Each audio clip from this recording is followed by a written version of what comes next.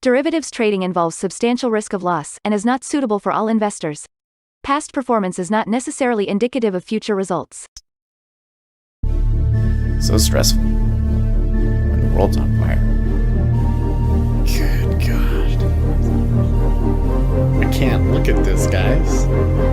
Like, my strategy is you buy it and you hope that you got a good spot. Yeah, but we all think you're crazy. You don't fight this. No way. The markets are freaking out and you don't think that anything is wrong? Come back tomorrow and I'll lose it all. Should be fun. Good morning, everybody. I am sorry. I am like way behind today. I don't know why. Sometimes I just like think too much while I'm getting ready. But I said there wasn't going to be any big news today, but we did get US CPI updated seasonal revisions. Basically, these are going to be like the numbers that kind of update us on how inflation is going relative to the previous year because there's seasonality to it and so forth. And the market like really bought up on that. Like, wow. Well, I mean, I wouldn't say it's crazy, but back to 111 even after being down pretty steadily over the evening, right? So let's come and look at that on the chart here. You can see them just jumping up there. So maybe you think we get back to like 111.040 perhaps? Could happen. Everybody in chat's like, wow. Yeah, it was like a big surprise, wasn't it? Here's the S&P 500 is loving that. Holy crap. It's like 20 points, 15 points already off of that. Oil. Oil's just kind of middling. Silver and gold, they're going to recover off of that, yeah. Copper's still languishing, though. It's that China is like the biggest wrench in the complex here still. Here you got, that's going to hurt the dollar. Dollar going down, Japanese yen up. And then what about Bitcoin? Oh, Bitcoin is looking good, isn't it? Oh, they're looking good. I mean, I'm feeling pretty good about my call on Bitcoin.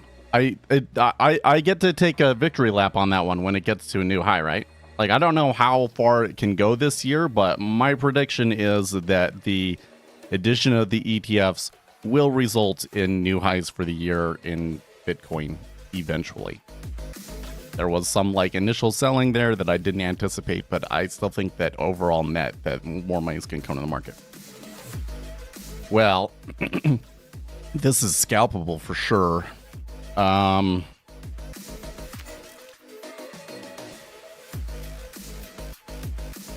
don't know which way I'd want to play it here at the moment, though.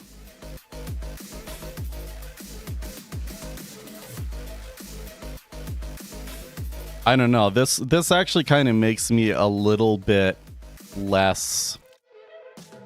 What is the word?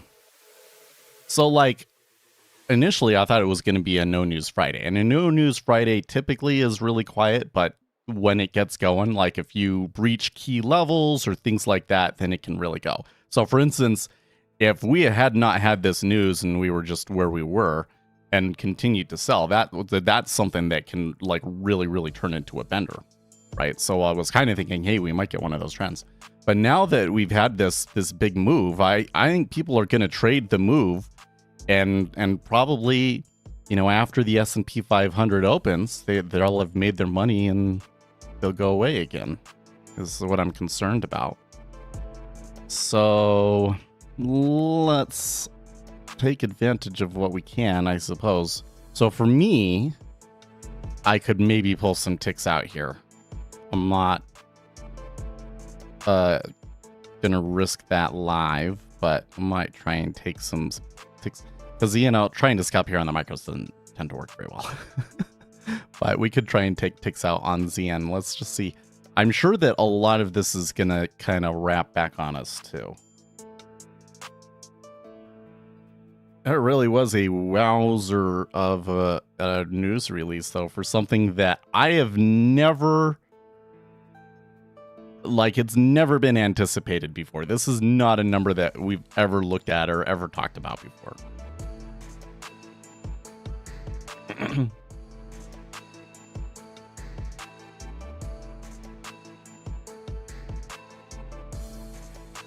Donald Trump said, I said I'm going to be a president for everybody, whether you live in a red state or a green state. Okay.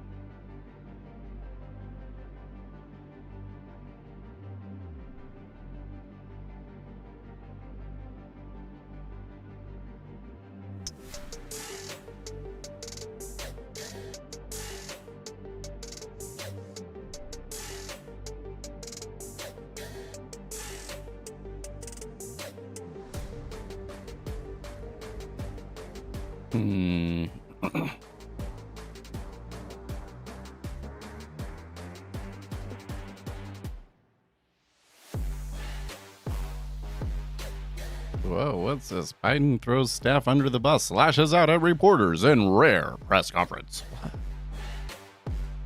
Oh, I'm a profitable trader. Ask me anything. Okay. Yeah, I know. No, I'm a little embarrassed, but this is not a number I have ever heard of or seen or watched before.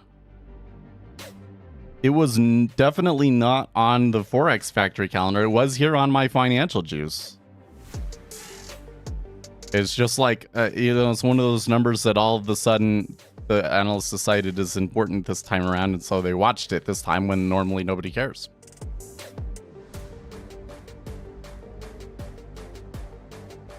And the funny thing is like I don't have a number I can read out to you or anything. I'm sure here that in a bit we'll get a post from Zero Hedge and they'll kind of explain what the revisions were.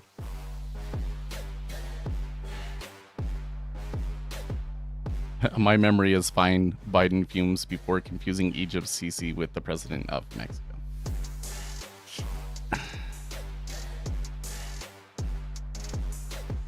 Something happened yesterday that I missed.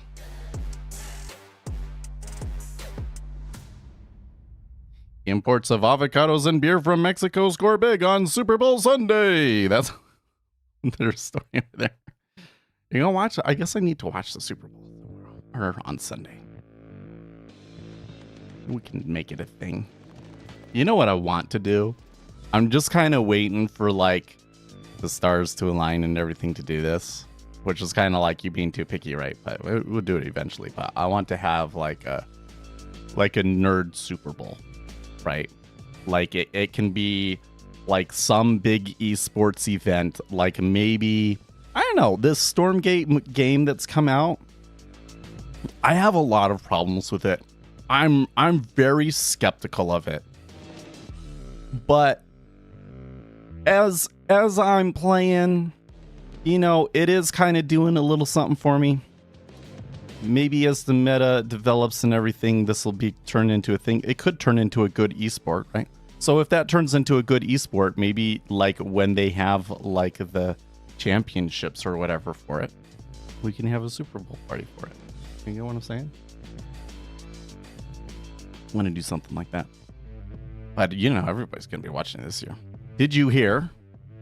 Tiesto is not going to be the DJ anymore. There was like a big deal that they were going to have the first halftime DJ. They've done DJ like before the Super Bowl, but they're going to have DJ during the halftime, and it was going to be Tiesto, and he dropped out because of a family emergency. So I don't know what the deal is with that, but I hope everything's okay for him, because, you know, it seems like, you know, he got married and he's got a family now, and he's super, super happy about it. So, like, I hope everything's okay with them.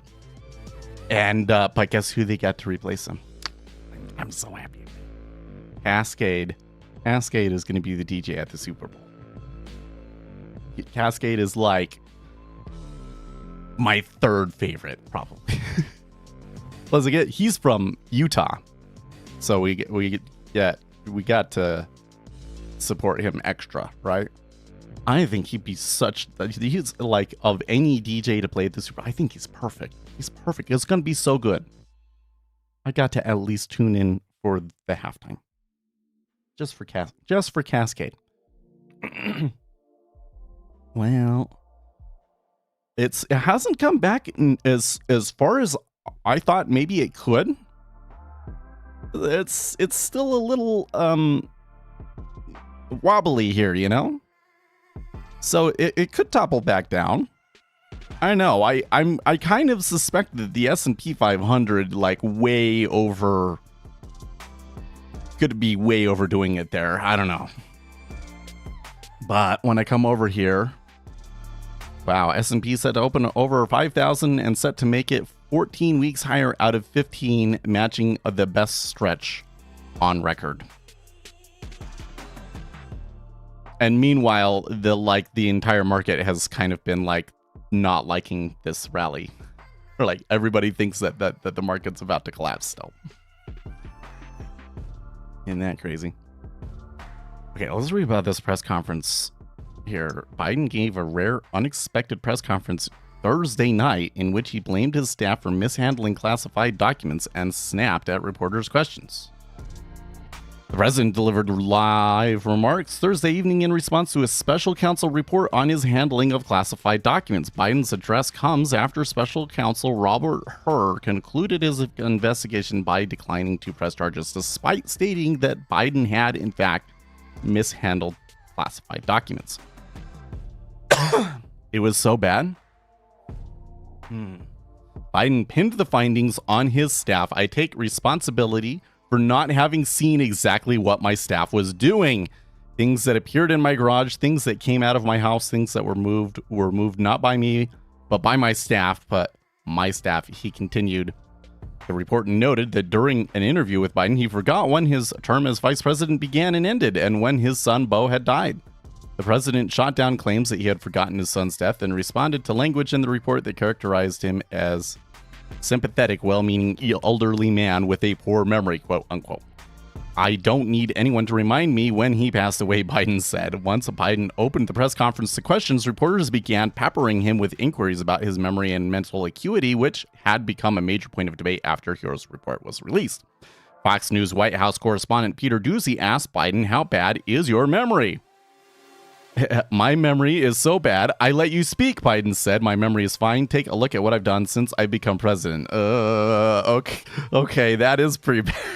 Wow, that's here. Okay, Biden reached his most heated when another reporter began to ask a question about the American people's concerns about his mental state, a premise which is backed by vast amounts of polling. That is your judgment. That is your judgment. That is not the judgment of the press. Wait, what what? That is not the judgment of the press? Oh, I've got to see this. Mr. President, for months when you were asked about your age, you would respond with the words, "Watch me." Many American people have been watching, and they have expressed concerns about your age. That is your judgment. That is your judgment. That is not the judgment of the press. What?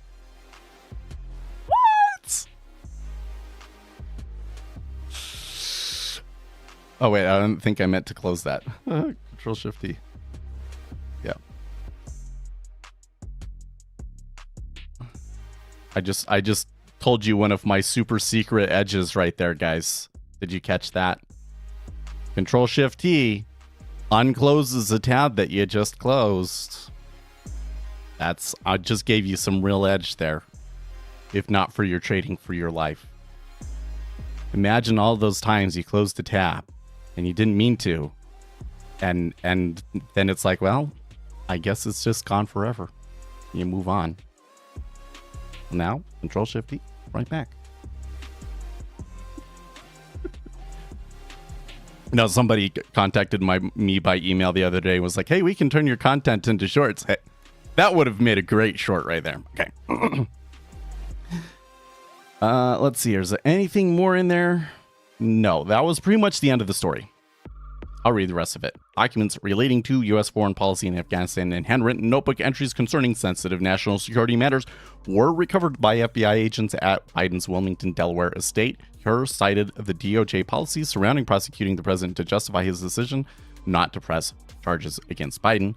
Classified documents span from Biden's career in the Senate all the way to his vice presidency with former President Barack Obama. The handwritten notes Biden took during the Obama administration frequently covered materials from daily briefings and National Security Council meetings. Okay, so what we've been saying all along, every president does it, and this has all been just something concocted to try and nail Donald Trump, because the Democrat strategy basically became, we'll fight him in the courts. That was pretty bad. So like, here's the thing.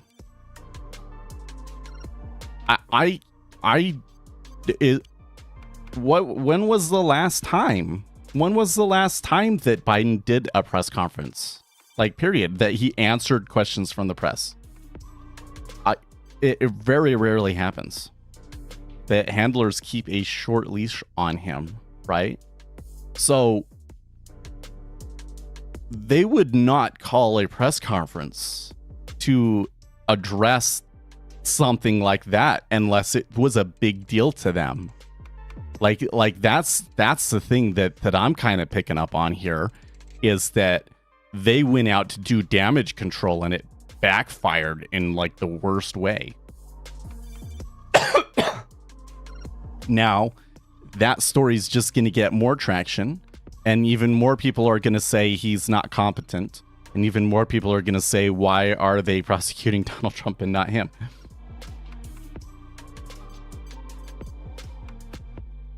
When was the last time he spoke a full sentence, actually, though? Isn't that crazy? It kind of seems to me like they, you give him some Adderall and throw him out in front of the press.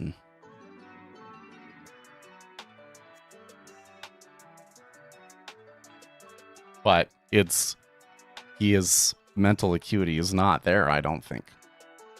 He looks so old too, man. Oh my gosh. Like when you see him, when you see him standing there, I'm like, oh my gosh, he looks so old and frail. Then when he starts talking, it's like, whoa, he's not talking like he's that old. At least I'm not saying like what comes out of his mouth still sounds like somebody that's that age, but at least he does it with some vigor. But that, I don't know.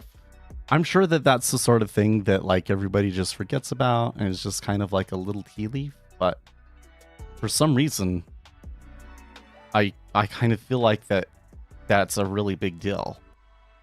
I think it's because I thought that report coming out was like, okay, yeah, it's kind of what I thought would happen. It's kind of like confirms Republicans' like worst conspiracies about how this is going to play out, that they're going to come up with some excuse to not charge Biden and still charge Donald Trump, right? So I thought, it'll just kind of like go away. But the Biden administration cared enough to have a press conference. Is like, and then their press conference went bad. So that really, really stands out to me. I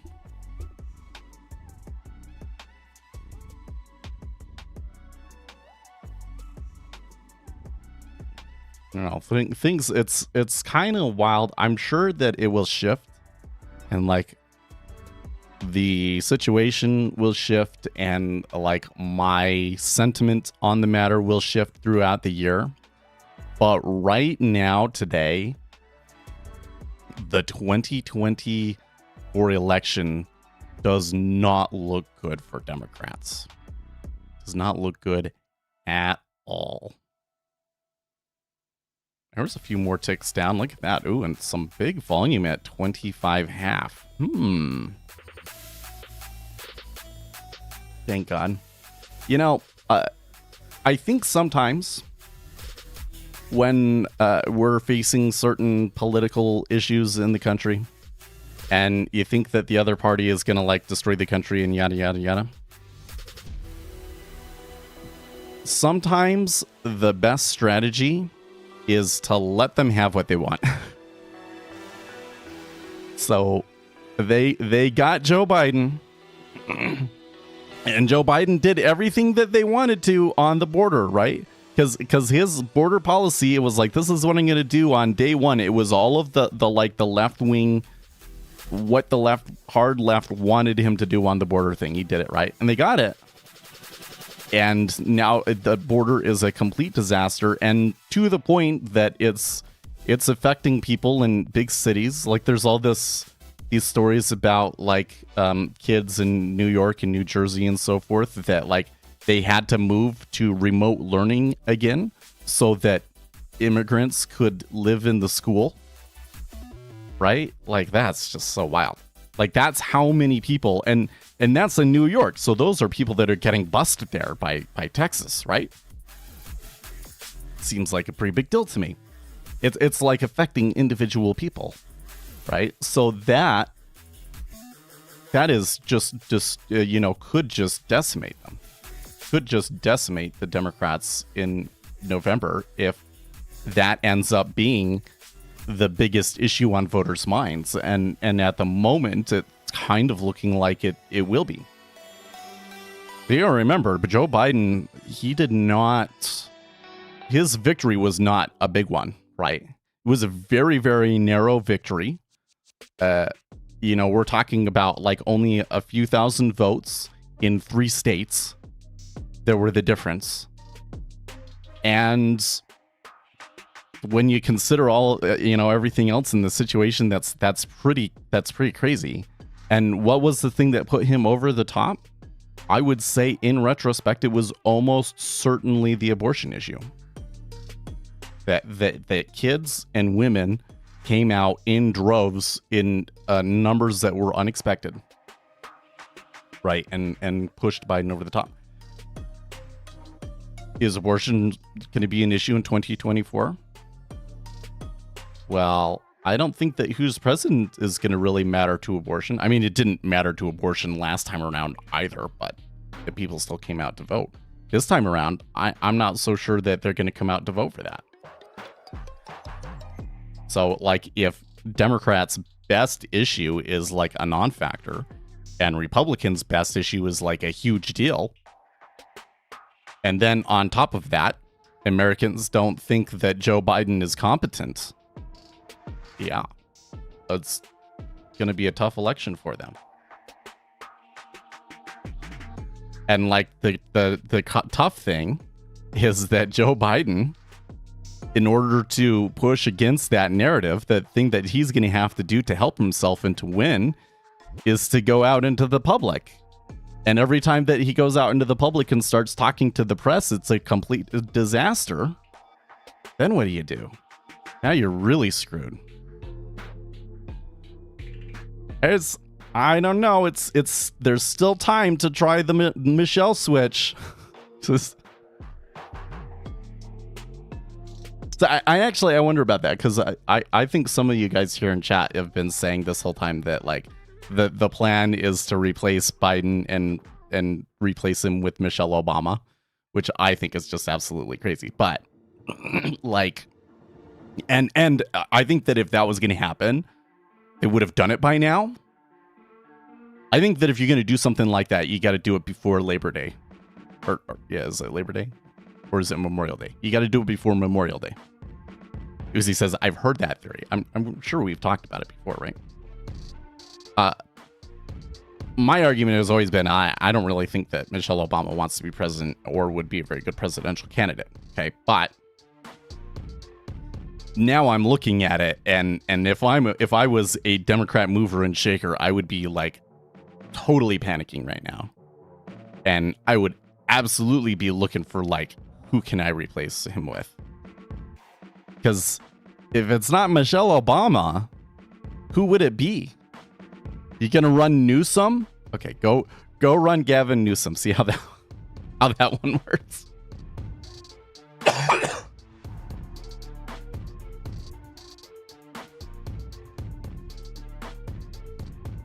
Security asks, why does your top left DOM say MES?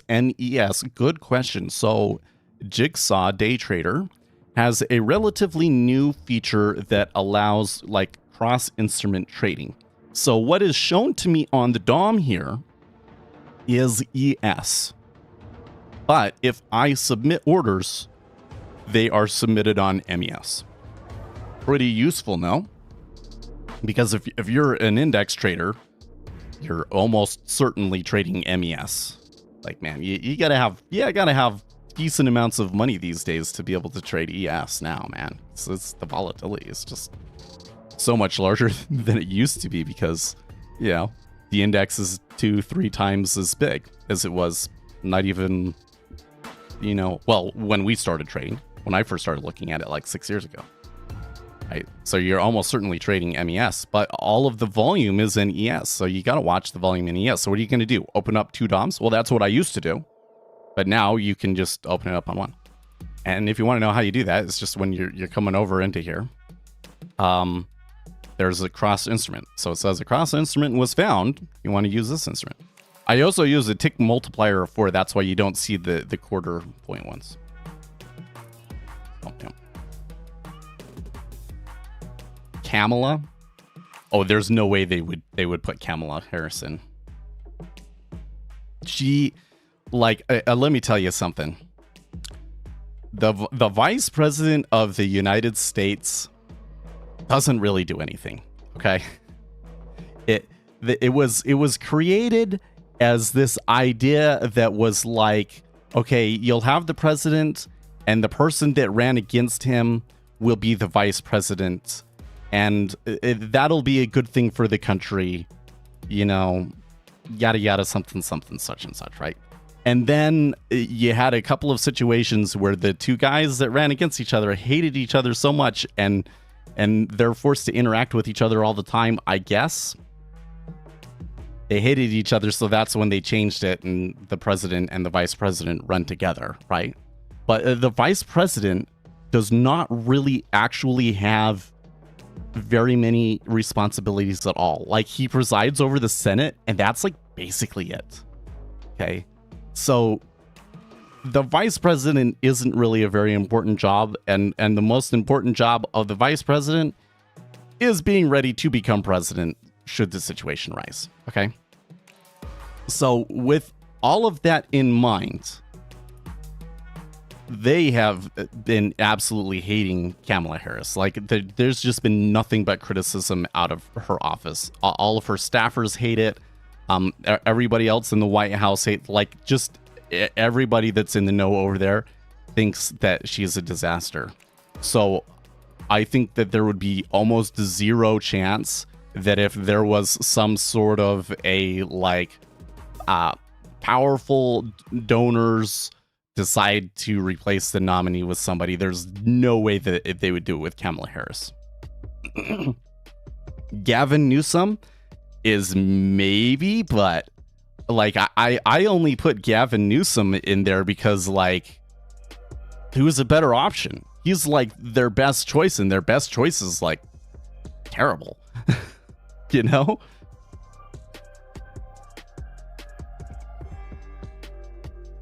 Isn't being VP the best indicator of who will become the next president from that party? It is for Republicans. It is for Republicans. But that doesn't mean that they actually do anything. That's what I'm just saying, is like, when you're being criticized, being in an office that doesn't really do anything, that's pretty bad. That's pretty bad. I don't know why, but my ears are not feeling. My headphones aren't sitting right.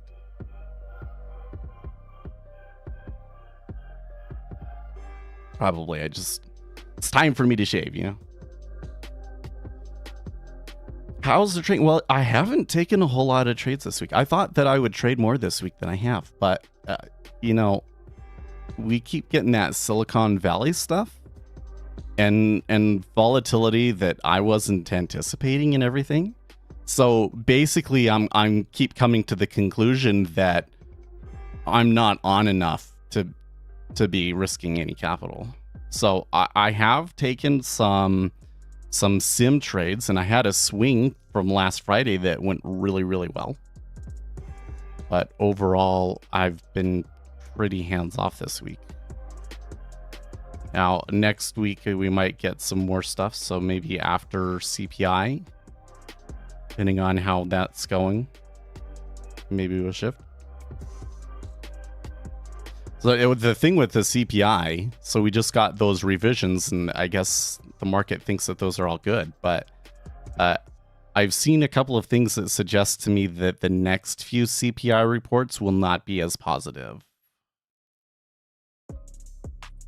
What's your bias on NAS? Do you mean natural gas? I'm not sure what you mean by NAS.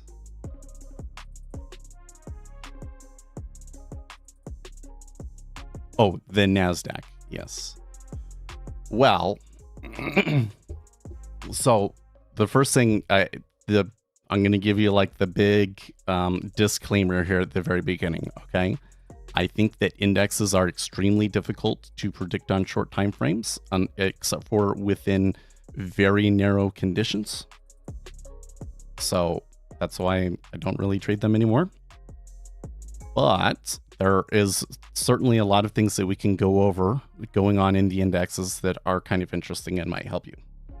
And I think that the biggest one right now is the breakdown of breadth. So traditionally, the way this works is you got interest rates, right? And the higher interest rates are, the more capital costs, which means that if you are going to raise money from investors or you're going to make a certain investment, okay, all of those things are more expensive, okay? And that's really bad for companies that have to grow, essentially, growth companies. So growth companies get hurt the most by high interest rates. That's why, for instance, RTY has just been absolutely creamed, okay? Well, tech companies kind of fit within that umbrella, right?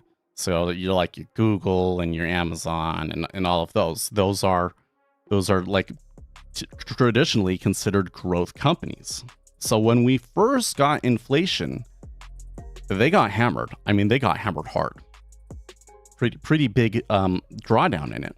But then all of a sudden, the market came to this conclusion that like the big cap tech companies are actually like the only safe haven, because it's the small companies. Like you just can't, small companies are toxic because they can't grow. So you want to go into the biggest companies, and so because they're like the biggest stocks, they started to become the flight to safety asset, even though they're tech and they're supposed to be growth companies and things like that, right? So what you've seen, generally speaking, over the last, let's say, year, and especially over the last 2 months, is that the NASDAQ has moved more relative to the S&P 500, right? The NASDAQ is outperforming right now. And the other result of this is that market breadth is terrible. So you've got the Magnificent 7, or I guess it's Magnificent 6 now. It's always how it starts, is that they reduce the number of them, and then like a market downturn comes along, and then on the next bull run, it's a different set, right?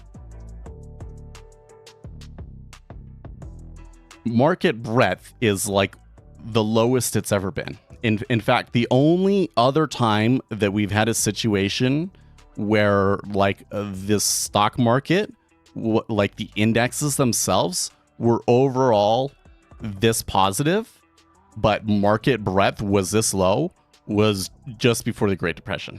I'm not saying that means that like we're going to have a Great Depression or anything like that. I'm just saying it's an extremely rare situation.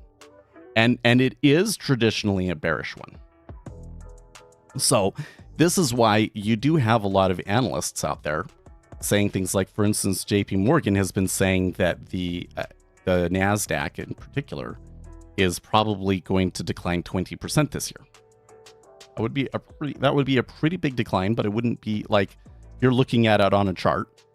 We just come back here to a chart real quick. I don't have NASDAQ up on here, but if we come to the right, that's probably back to 4,000 here. It's not like a huge deal. Okay. Breadth, yes. How's the market breadth when it doesn't brush its teeth? House of Card topples when the Magnificent Seven loses. Yeah. So if the things turned down for the Magnificent Seven, I think the market will take it on the nose for sure. Yeah. But I'm not entirely convinced that they will, to be honest with you. I'm not outright taking a short position here, right? And one of the things that I will often see from people is like, okay, market breadth is bad. That means that eventually the index is going to have to decline. Not necessarily. Investors could realize that other companies are undervalued, and those could start to pick up the slack for the Magnificent Sevens ceasing to perform, right? Or people will say, this company is overvalued, like NVIDIA. NVIDIA is overvalued. There's no way that any company is worth X times earnings, or, whatever the PE, forward PE multiple is right now, right? Well, just remember, the price is not determined by the valuation. I know that that's maybe a controversial statement to some people, but it's not. The people that are buying and selling this thing are obviously not looking at the PE multiple. Otherwise, they wouldn't be buying it, right? Okay, so the fact that we bought it up means that those valuations that you're talking about do not matter to the people that are actually buying and selling the thing right now, right? And I think that people kind of have this idea that, like, if there is a mispricing, a misvaluation in the market, that because the market is efficient, that eventually that inefficiency has to be taken out. And it's not true. I think that the last 10, 20 years says that that's not true, because we've had plenty of assets that have remained overbought for years and years and years. The overall market has been overbought relative to past historical measures. Probably because of the effect of corporate buybacks, for instance, right? Corporate buybacks is one flow in the market that we know of that's been very, very powerful and continues to be a positive for the indexes, for instance. Facebook is a good example. All value is completely out of the woods. Dude, that move in Facebook was wild, right? Because I've definitely been on the I don't like Facebook, and I definitely don't like it as an investment. And like when Michael Burry was buying a ton of it up, I was like, this is kind of dumb. I don't think he held at it, did he? But it was like at new all-time highs and had like that 10% jump when they added a dividend. That was wild stuff. Right? But what does that mean? I would like to be invested in companies that I think are undervalued and have a really positive outlook, and that I think are good companies. That's what I want to invest in, okay? But there's going to be plenty of things that I don't like because I don't like that company, or I think it's overvalued, or whatever the deal is, that will just continue to move up. I've never been a fan of Apple. I think that Apple has basically just made trash for the last 10 years. And their performance, like in terms of like the products that they put out and the amount that they sell, I wouldn't say is that good. But people continue to buy the stock. Like, the stock is overvalued. But why is it overvalued? Because it's the most recognizable company. It's the most popular name. And I would anticipate that people will continue to buy Apple and continue to keep that stock overvalued until something happens that really sours the reputation of Apple in the public's mind and makes it no longer the stock that everybody's focused on, right? So, with that all in mind, how do we how do we put that into trades in the NASDAQ? Well, so we need to be aware that there could be a 20% downturn or more this year. It's a possibility. I don't think that it's a strong possibility, but it's definitely a risk that we got to look at and keep in mind. We could have a regional banking crisis kind of become wider, and that could probably hurt the market at some point.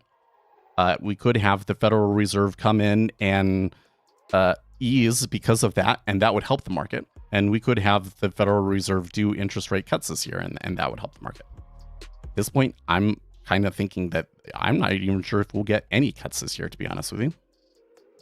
With the way that the market's been going, I'm not sure you get any cuts. Whatever. But for today, well, you had that CPI news. The market really, really liked that. That was the early session. The S&P hasn't opened yet.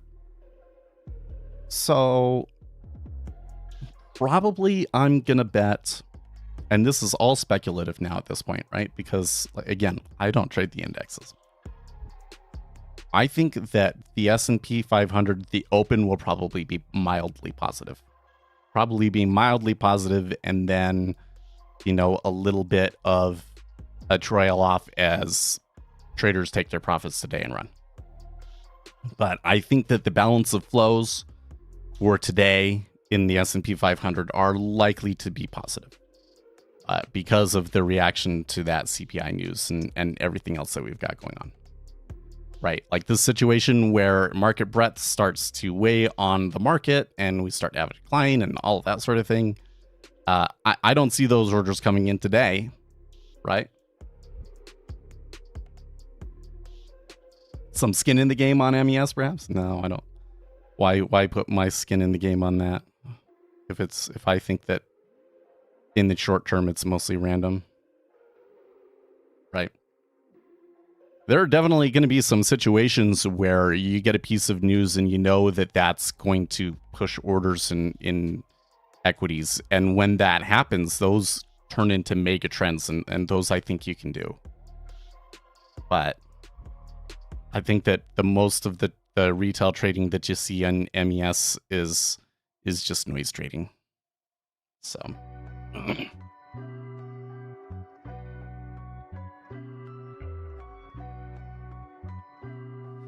Like here's the thing. Does having skin in the game really improve anything when most of the activity is random? Get what I mean? I think Nassim Taleb's general idea, so there's this subreddit. You say skin in the game, so it comes to Nassim Taleb. There's a subreddit for him. And it's been interesting to read lately. Nassim Taleb has always been kind of controversial because he'll come out on an issue and take a different tack from, other people. And in the situations that I can recall in the past, it would be like, he's kind of more of a liberal guy. And like the liberals didn't like him because he was took a different position on a specific issue. I don't remember the one that really... I don't remember what the one was that like really got people upset, but that's kind of the way that it's been. But he is a lefty. He's a big lefty, and he's also very pro-Palestine. So lately, he basically has shifted all of his content to commenting about the situation in Palestine. And so people on the subreddit have really soured on him. They have really soured on him.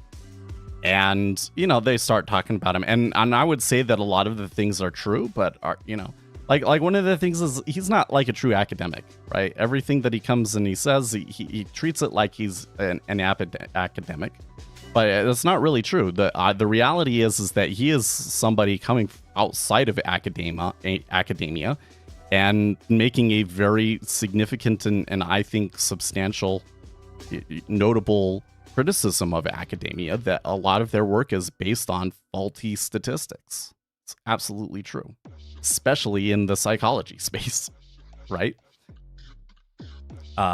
And I think that his understanding of the math is very, very sound. But, you know, there are certain disadvantages to having come from outside of academia, and he hasn't really like gained traction. Like, the academics haven't come in and been like, oh yeah, he's totally right, and it's resulted in a revolution over there, and that it hasn't happened, right?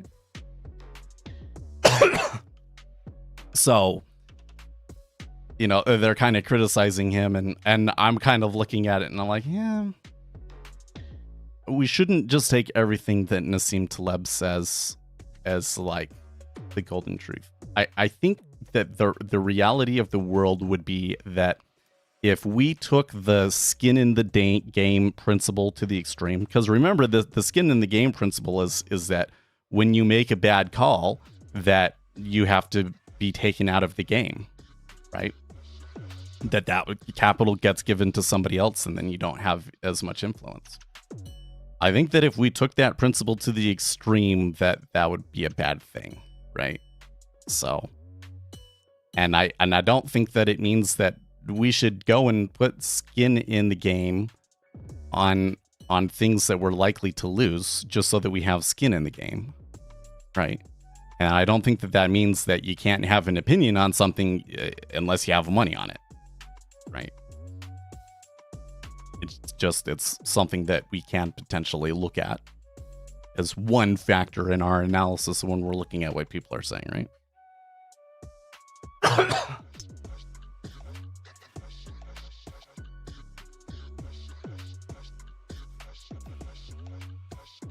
The best loser wins.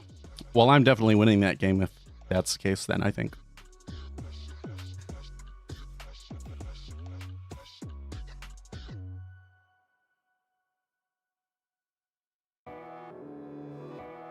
Yeah, the reason I've pulled back on risk was because in January, was it mostly January? We're only in the 9th and February.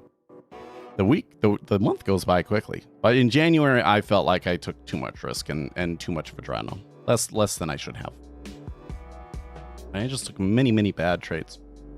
I keep coming back and looking at many of them. I'm starting to see. I was like, no, like I was just out of my mind at the time. And that's why, like, I'll continue to come in here and make sim trades and then be like, no, I still don't. I don't seem to be on in this market for some reason. Being brilliant in one specific niche doesn't make you an expert in others, i.e. Jordan Peterson, Peter Zeihan, Paul Krugman. Yeah. Well, I tell you what, Paul Krugman is not really, I wouldn't take him as an expert in basically anything. Like, I know that he got a Nobel Prize in economics, but it was like for like a pretty specific thing, and like almost every other economic take that he has ever given has basically been politically motivated. So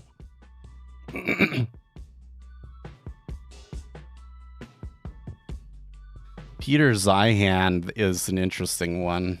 I don't think that a lot of that he really has, you know, that reach, but among a certain demographic of which we are included, he's pretty popular. But he's popular for talking about like geopolitics, and that's definitely not his domain. His domain is demographics, right? Which is really weird. It's really weird that what he's becoming famous for is not the thing that he's an expert in. So I don't know what's with that. And the thing is I'd like, can you think of a prediction that he's made or something like an argument that he made that like ended up being really significant and important, you know, to justify him becoming so famous? Because I don't know what it is, if that's been the case. Now, Jordan Peterson, you say, what happened? I guess he got canceled. Good. No, he's absolutely a thing. If you're on the right, Jordan Peterson is as popular as ever.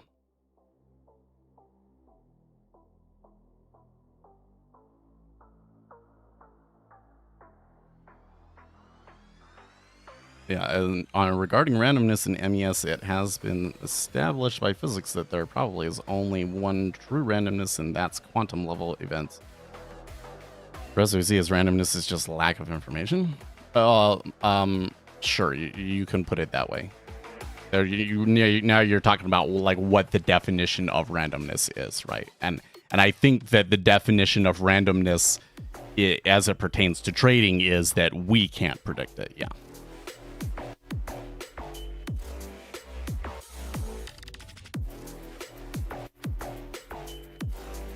Yep, he's on tour. He has a show on the Daily Wire or whatever Ben Shapiro's platform is called. Uh-oh, they're hitting into those lows in the treasuries, guys.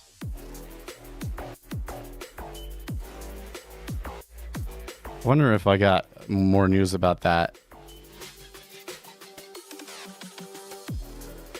Oh. Here, Zero Hedge is saying Bitcoin soars to new post. No, I don't see that. The top was 50,000. They had a pretty good run and it's already kind of starting to decline.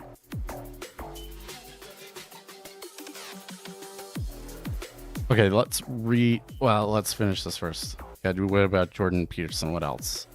He's on TikTok. He does interviews with people. He does stuff. I don't think that he has said anything particularly interesting or controversial lately, but he's still around.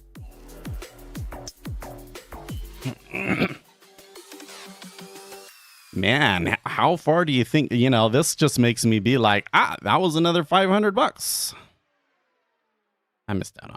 Yeah, that's okay. I am a little concerned about what okay, well, I might try it like right there.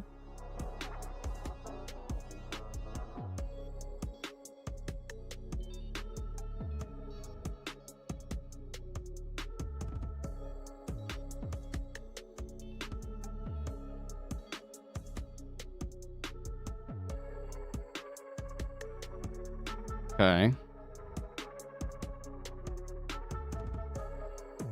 Who is NNT hates Peterson? What is NNT?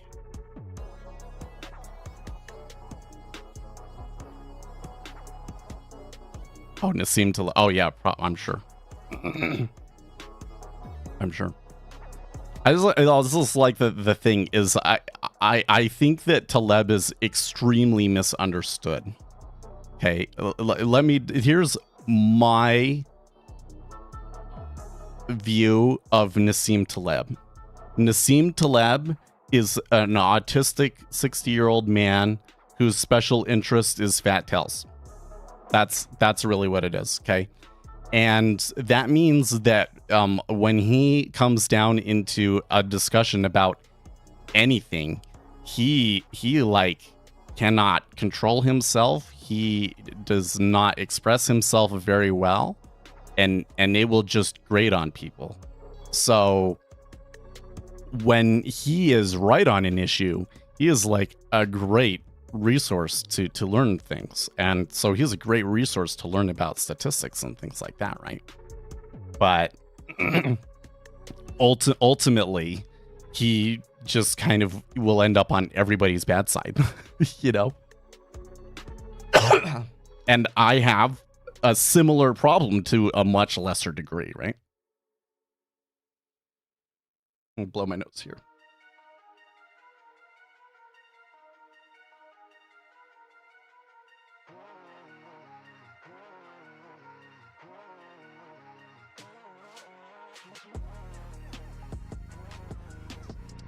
Well, I mean, the thing is that as it pertains to randomness, okay, so our index is random. Well, they are not random. They are a deterministic system and what is deterministic about it? It is deterministic based on the orders that are placed into it. Okay, so now we've kind of shifted. All we've done is shifted the question to one different level. Okay, so then the orders are random. Well, no. We know certain statistical properties about the orders that are different from what a true random walk would be. So from that perspective alone, the market is not random. There are some edges that you can find in there statistically. Okay. You might not be able to make money on them because you have to be very, very fast and people beat you to it, but there is something there. Okay. But then beyond that, it is very, very difficult to predict them. Right? So does that make it random? Well, I think that's why they use this term that it's a martingale. Like, that's kind of the, like, proper statistical description of it. Is that basically, like, the best prediction of what its future's value is going to be is its current value, because you just can't really claim any real informational content from it at all. Right. So, from the perspective of trading, you can say the market is random because the performance of your strategy ends up performing the same as it would if it was random. If it was truly random, right? So, a lot of the movement in the S&P 500, is it really based on the current economic news and all of this, the market is statistically efficient sort of stuff? And I say no. I think that the majority of the activity and the movement that you see over there is meaningless. Has no informational content behind it whatsoever. So that's why I say it's random, right? But what I'm really saying is that it's difficult to obtain an informational edge in indexes.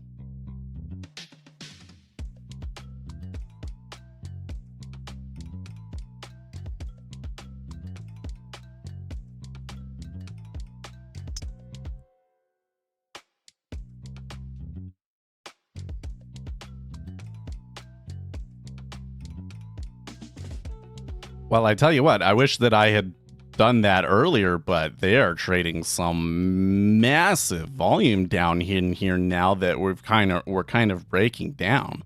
So if we come back over to this daily chart in the treasuries, now you start to see this is something that could turn into a real bender. Yeah, big old negative deltas everywhere. So let's read this story now. This is a good time. Difficult to retain an informational edge, but real question, what would be more ways to keep up with them more? A big correlation or parts that indexes care more about, etc.? Well, yeah, so I think that if I was going to trade equities, that I would be looking at things like what are the stock buybacks likely to be? What earnings are coming up? How much money are people making and contributing to their 401ks, right? And if you take all of that information, and options gamma is another key one, right? And you can kind of combine all of those things together, you can get a pretty decent prediction out to about a month about where the indexes are headed. But in terms of what's going to happen in the next 5 minutes, or whether the next 10 points is going to be up or down, I've found it extremely difficult to call that.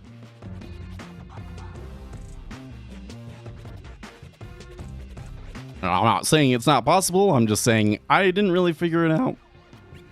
All of these people that claim that they have things that will do that are full of shit. Right? And I'm not just saying that because because I wasn't able to figure it out.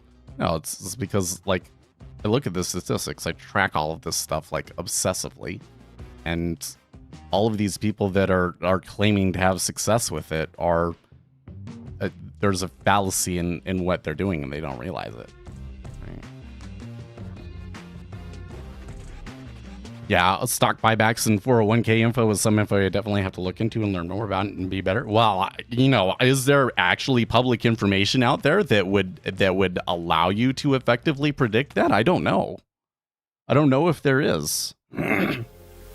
I think that there are some hedge funds out there that certainly do have estimates about those things and make trades off of it. I bet. But, they're going to have access to data that we don't have. Right? Case in point, Goldman Sachs, they're constantly putting out reports that kind of tell you some of these things, like especially on what the net stock buybacks are going to be. So there are analysts that talk about it, but how they come up with their estimates, I don't know. They have certain data that I'm not privy to. Okay, now I really want to read this story. And hopefully my voice gets a little better here. I feel like I'm getting worse. As we previewed yesterday, today's most anticipated economic event was the annual revision to the BLS's seasonal adjustment factors used to calculate the seasonally adjusted headline and core CPI data. And while traditionally this is a non-event for the market, with all attention on the trend in CPI, not to mention Fed Governor Waller building up expectations when he said on January 16th that one piece of data I will be watching closely is the scheduled revisions to CPI inflation due next month. Recall that a year ago, when it looked like inflation was coming down quickly, the annual update to the seasonal factors erased those gains. And also due to the substantial upward revisions last year, which had a major impact on Fed market pricing, there was a lot of attention being paid to today's data.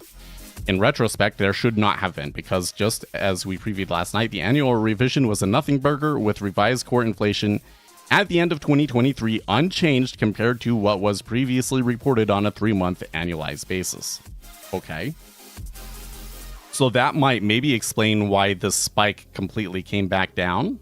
It was in line with expectations, and somebody maybe had a bet that it was, or a hedge that it was going to be worse, and they took their hedge off. But then once the hedge is gone, it settles back down to where it was. But now you've got momentum traders probably starting to get involved. We'll see. This is either gonna turn right here, or it's gonna be a trend day. I'm gonna hold that in the hopes that it's a trend day. Let's put a stop somewhere. Let's put a stop somewhere reasonable, like right here, because I might not be able to pay attention to it very well. The uneventful revision may come as a relief to the Fed after last year's upward revision, which some had expected to be repeated at a time when inflation has been dropping rapidly according to BLS measurements. Whether these are accurate before any seasonal adjustments are applied is a different question entirely. The results certainly came as a relief to the market, which sent S&P 500 futures surging to a new all-time high, rising as high as 5,043, and yields in the USD tripped sharply when headlines hit that the December headline CPI was revised lower by spot 1%. However, much of the move was unwound when it became clear that there were virtually no changes between pre- and post-revision data.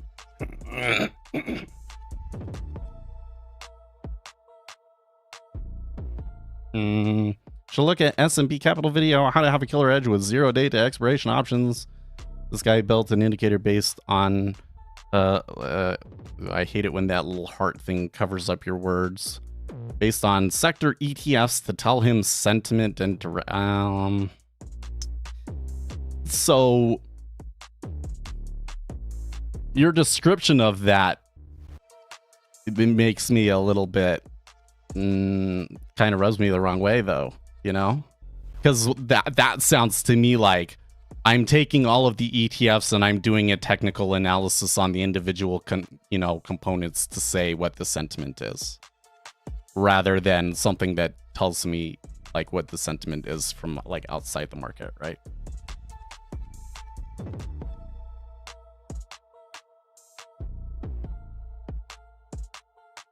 Or to put another way, I'm really skeptical of anything that people are handing up that says I'm looking at the data on the exchange and developing an intraday edge from it.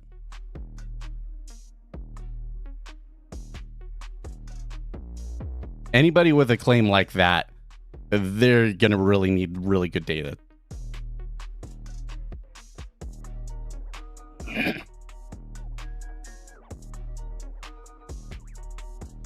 And, you know, I think I don't think that the industry is as prescient and sophisticated as we think it is.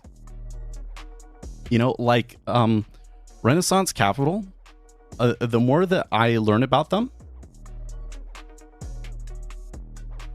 from what I've discovered, you know, like the beginning years of Renaissance Capital in particular, they were just trading a momentum strategy. And there are some sophisticated parts to a momentum strategy, okay? Because, again, the edge is in the portfolio construction.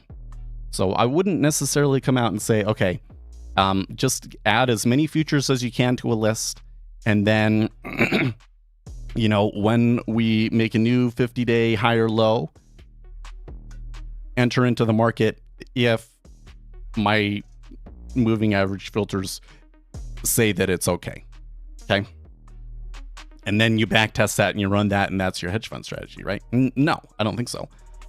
Because my understanding is that now they have all of these things where they can take all of these instruments and the data series that they have and do these correlation analysis between them all and everything to allow you to construct an optimal universe, right? That's very, very sophisticated, right? But in the end, like, what does it tell us about the market and everything? Because we all think, these guys, they have like this secret about what the market is that really gives them insight into it that we don't have. I don't think that that's actually the case in most situations. And there is some stuff that like really shifts your view of the market, and that's the stuff that we talk about here, right? But then when you get that view, like, what is the answer? The answer is that it's not that sophisticated, that a lot of it really is just, for all intents and purposes, to us, random, like unpredictable to us, you know? And the majority of the professional industry, as far as I can tell, make money essentially by sidestepping and not having to answer those questions, right? As a retail trader, you have no choice. As a retail trader, being able to answer those questions is basically like the difference between whether you're going to make money or not. And so it's like there's this answer that we're like searching for and digging for. But I really think that the answer is that it doesn't work like that. Like, if you can know something about the future orders because, you know, this guy told you that he was going to buy, or you know enough about his strategy to be able to predict what he's going to do, and know that he's big enough that you're going to see it in the market. And I think that you can trade off of that, right? But then, you know, otherwise, so I just don't think that there's like this secret. And so there are a lot of people out there, I would put SMB in this kind of category, you know, they're well-meaning and everything, but we as retail traders, like, put them on a pedestal that I don't think they really deserve. You know? I think that some of you guys here in chat are more sophisticated and have a more sophisticated understanding of the market than the guys at SMB Capital do. Wasn't Medallion famously unprofitable at the beginning? So I recall there being something that like the first few years were rough for them, but then it started working. But I mean, that's a momentum strategy though, right? Is a momentum strategy overall has a lot of variation in it, but that's kind of like what you want.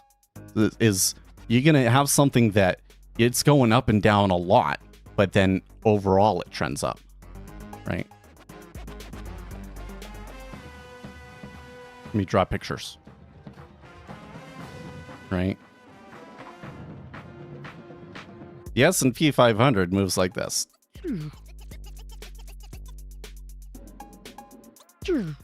Right? Every 5 to 10 years, 5 years like that, right? Okay. A momentum strategy is kind of more like this.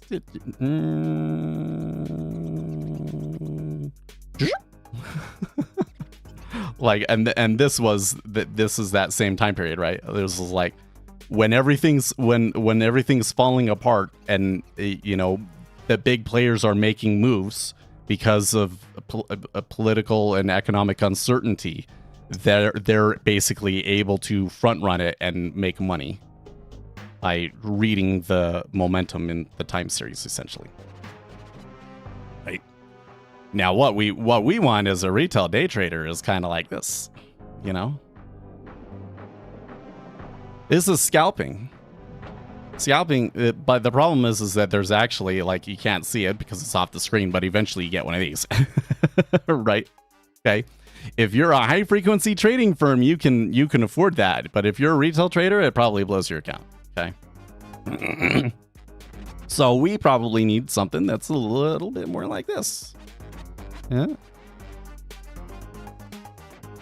It has a decent amount of variance, but is relatively consistent and is consistent enough to pay your bills every month. That's what we want.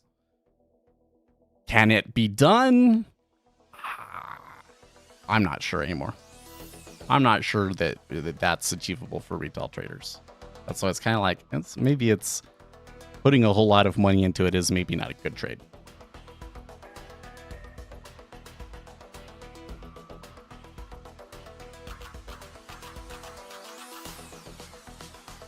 If consumer discretionary is down and consumer staples is up, then the market, well, yeah, generally speaking, but you don't think that the people already trading that don't already kind of know that sort of stuff?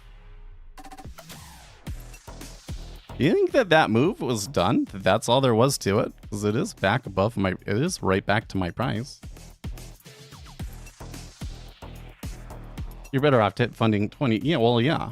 I think so. So like let's go back through the plan, and how does it pertain to Seth? Number one thing. Wait, I'm gonna pull out my.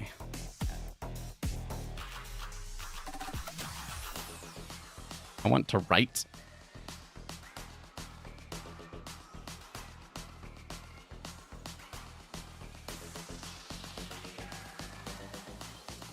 Number one, max employer 401k contribution. Okay.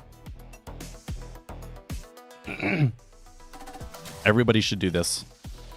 You are literally throwing money in the trash if you're not doing this. That's like free money that they're going to give you for doing, if you invest, then they will give you free money to invest alongside it.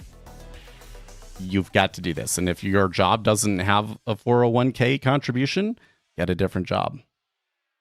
And the quality of your job will probably say a lot about, or the quality of the contribution that they get probably says a lot about the quality of where you're working. Okay. Number two, Roth IRA.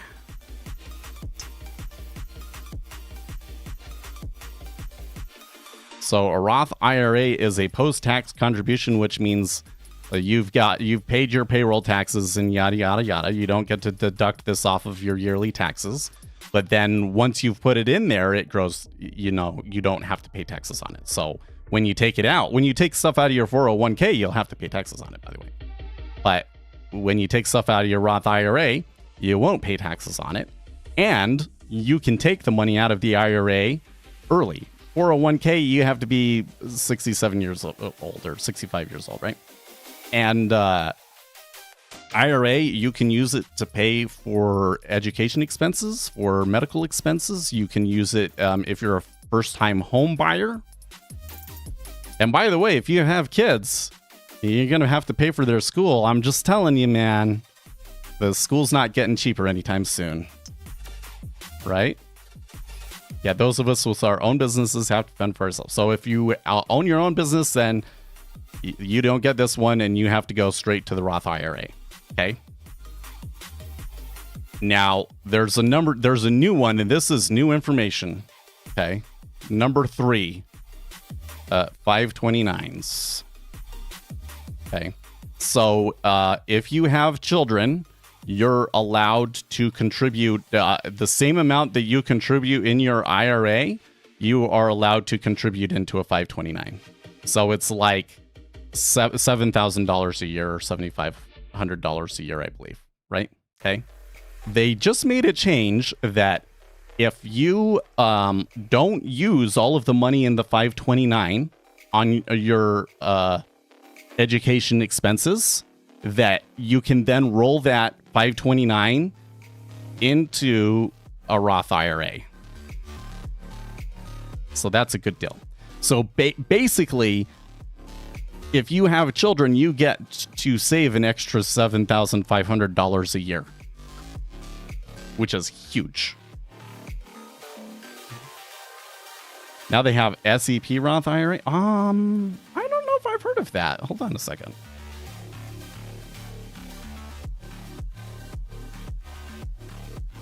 Or are you talking about oh,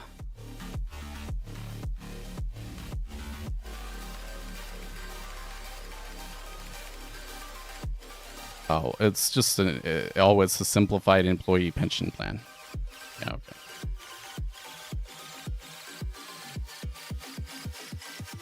So there's another thing. Sorry, I forget what the proper name of this. They're like Kyogre plan.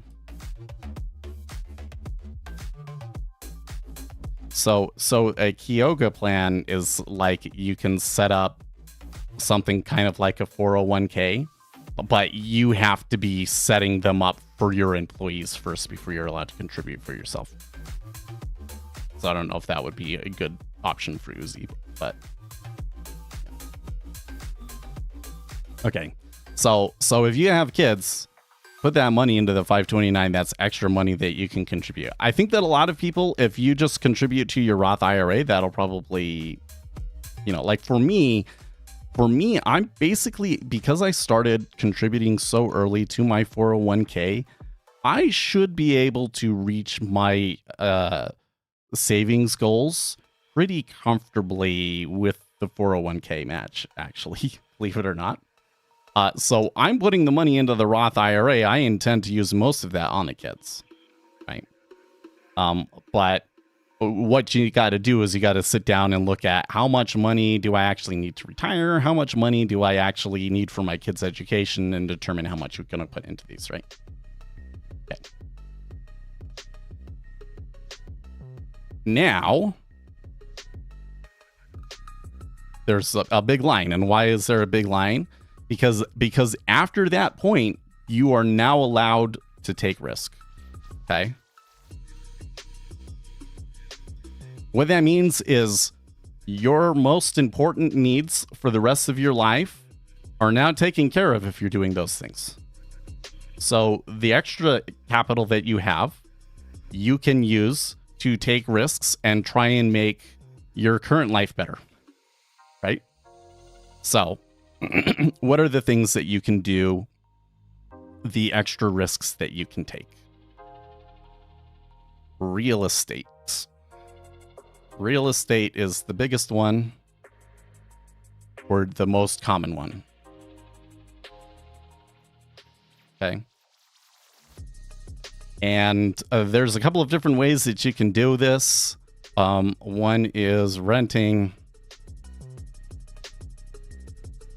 Okay, there was also Airbnb.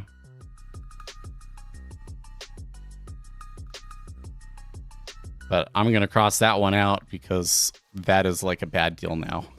The too many localities are passing rules that make it difficult to run Airbnbs. I think that business is probably done. That business is probably done for. You can also you can also like do things like fund. So for instance, there's people out there that they go and buy the house for cash and then turn around and sell it, and they make these deals with people, and they kind of become an intermediary, and you can make money from that, right? So what I don't know what I call that. Okay, but you know, let's say you're the stuff that has to do with like being a real estate agent, sort of a thing. Okay, that's real estate. Okay. Now, real estate is the way that most millionaires get their millions, become millionaires, is through real estate. Real estate, on the whole, tends to move up. However, we are in an extremely unusual time with real estate. It is very, very difficult to get good investments that'll offer you a really good risk reward. And by the way, the cap rate on real estate tends to be like 5%, something like that. Okay.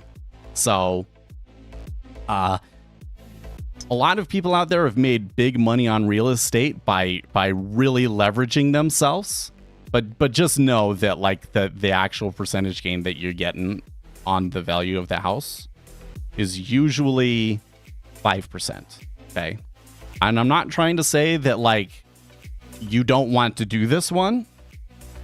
Okay. I'm just saying like the market is different. Okay. Don't look at what happened the past 10 years as your guide to, oh, well, this is why I want to go into real estate. Okay. And now the other thing that I got to point out is that there are some big downsides to real estate. Okay. The big downsides are, one, when you do get a drawdowns, they are long.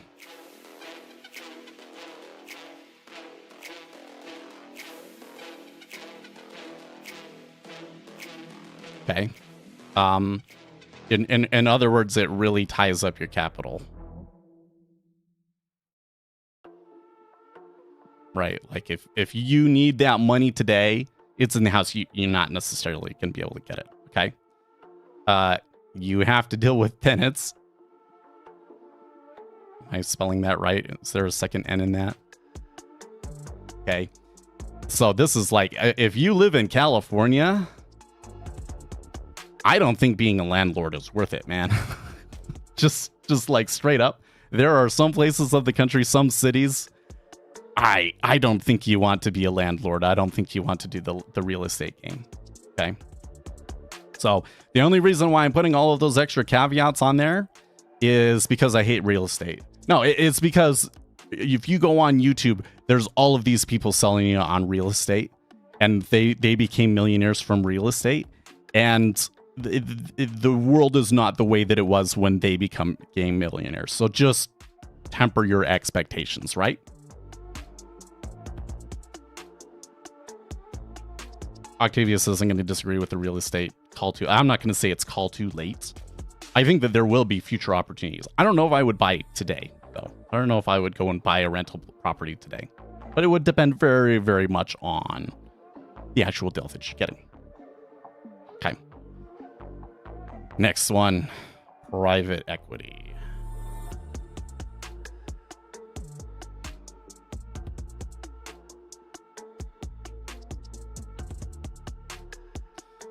Okay. So that is own a business.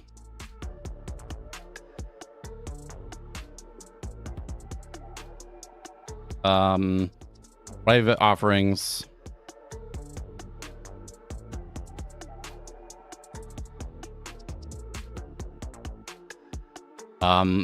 Venture capital, potentially.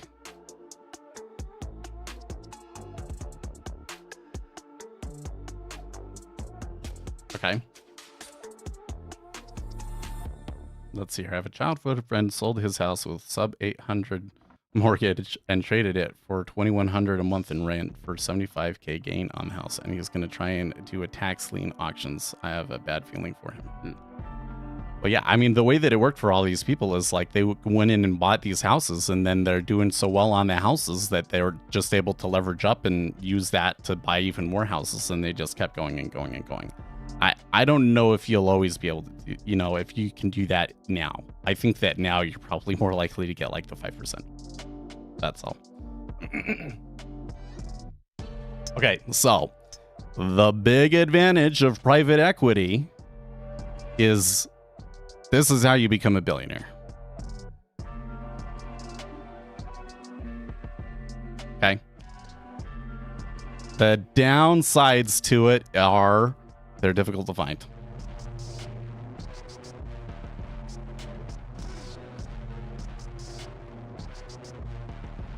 They're very, very difficult to find. Like for most private offerings, unless you are a accredited investor, and I don't think at this point you are necessarily an accredited investor, but unless you are an accredited investor, you have to be like a friend. They can only offer this to like 15 people. There's all these sorts of things, right? So it ties up capital.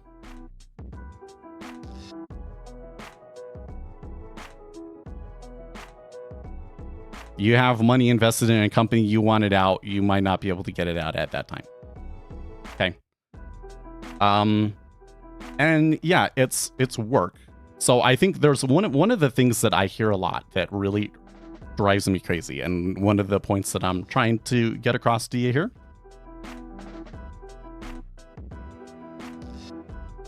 is you have these people that will tell you,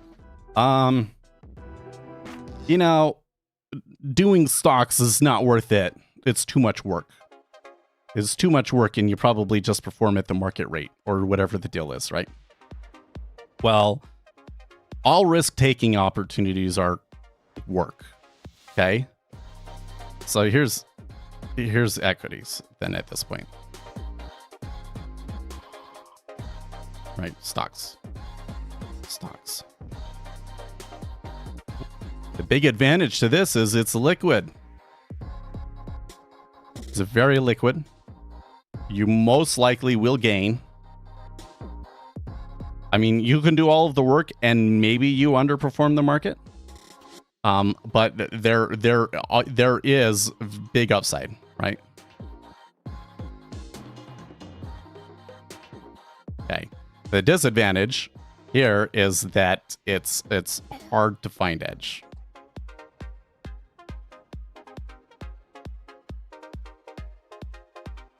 And it's stressful.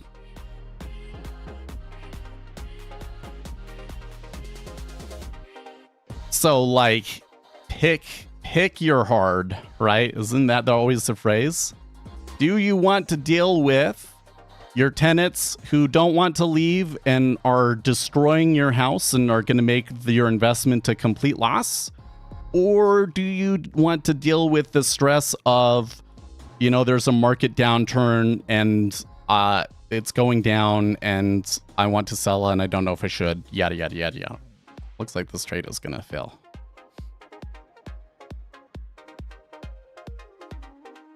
Pick your hard, right? Okay, but I really think that for most people, this is your best option right now, I think, is to be a discretionary investor of some sort. Okay, so now that you know that, so now that we've decided that we're going to do that, what do we do? Well, there's different ways of doing this. Yeah, and that's easy. Number one, buy and hold. This is your best strategy. So almost all of the things that you see about stock picking and on all of these sorts of things, yada, yada, yada, the cautions that they give you, what they're really trying to tell you is that the best investment strategy is buy and hold, right? The longer that you are in the asset, the better. And yeah, you buy and hold, you will probably at some point have a stock where it goes to zero. That will happen. And you should get out before that happens. Okay. But then you're also going to have a stock that you stay in and you make 20 times your money. And this is, when you hold it for like 10, 20 years, right? I rode so much crap through the COVID downturn. Yeah. Well, the 2022 downturn was rough, because a lot of people, they got involved in the market after 2020 and basically just had to ride the whole drawdown. And unless most of their portfolio was in the Magnificent Seven, they're still kind of treading water, right? it's tough. Okay, but if you do your work, and by the way, I think that you should be putting in 10 hours per week on this, right? So like pick 5 stocks, 2 hours per stock. That's the amount of research that I would put into those stocks. It's really hard to not want to be doing something when you're reading about your stock that much every week, right? So maybe it's not for everybody, but that's the sort of thing. And that is your number one best kind of investment, right? Okay. Number 2. Options. So if you own some stocks and you own enough of it that you can sell options from it, that I can make sense, and it can enhance your yield a little bit, and it's fun. And there are some opportunities where you can buy options and get good risk rewards. I've been successful with that. I've made money net on the options that I've done, but it's rough. It's hard. This is advanced.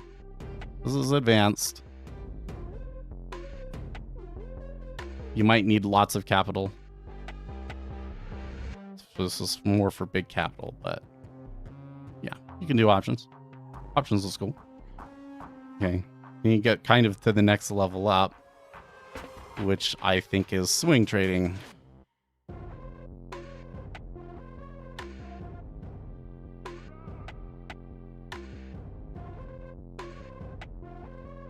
So most people, when you've read about traders and people becoming millionaires from trading, what they're actually talking about is swing momentum position trading.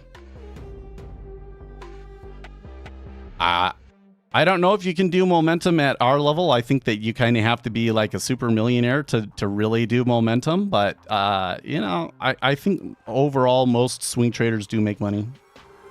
They might underperform the market, but most swing traders do make money. And like, again, there's like huge upside. You get lucky and then there's huge upside. So, if you perform at about 5%, cool. You're performing the same as if you did real estate, but with, not having to deal with people and staying liquid, right? And if you get lucky, you might get 10 to 15% per year, because that's what like some of these guys like Renaissance Capital and so forth like that did, right? Okay. And then you come into day trading, right? Now, the advantage of day trading is supposedly consistency. I don't think I'm spelling words as well as I would normally would. I don't know what the deal is with that, but that says consistency. Okay, right? The downside of it is you're probably going to fail. There's a low percentage that are successful with the day trading. Right? Now, day trading kind of becomes a very interesting anomaly in this whole little outline that I've just given you. There's all of these different ways that you can invest your money, right? And almost all of those ways that I just described to you to invest your money, there are risks involved in it, but on the whole, most people that are involved in those ventures do make money from them. Except for day trading, right? All of these other things that we talked about also, you kind of need a certain amount of money. Like your regular working class person probably doesn't have enough money. They're probably not past that line anyways, right? But, these are for things that people that are already upper middle class, already pretty wealthy, right? Except for day trading. For day trading, anybody can do it. Anyone. Because the margins have become so ridiculously low, like literally anybody can get into day trading. And so this becomes a spot where some people come in and say, hey, I'm going to make a living from day trading. Well, they do that because there was a time when there was a lot of people that did that. In the 80s and 90s, there were a lot of people that did that. But it doesn't happen that way very often anymore. There are a lot of people that they are doing it full time, but then they don't last very long. You know? Saf, good morning. How are you doing? Right. So day trading is kind of this unique one. So we're in day trading, right?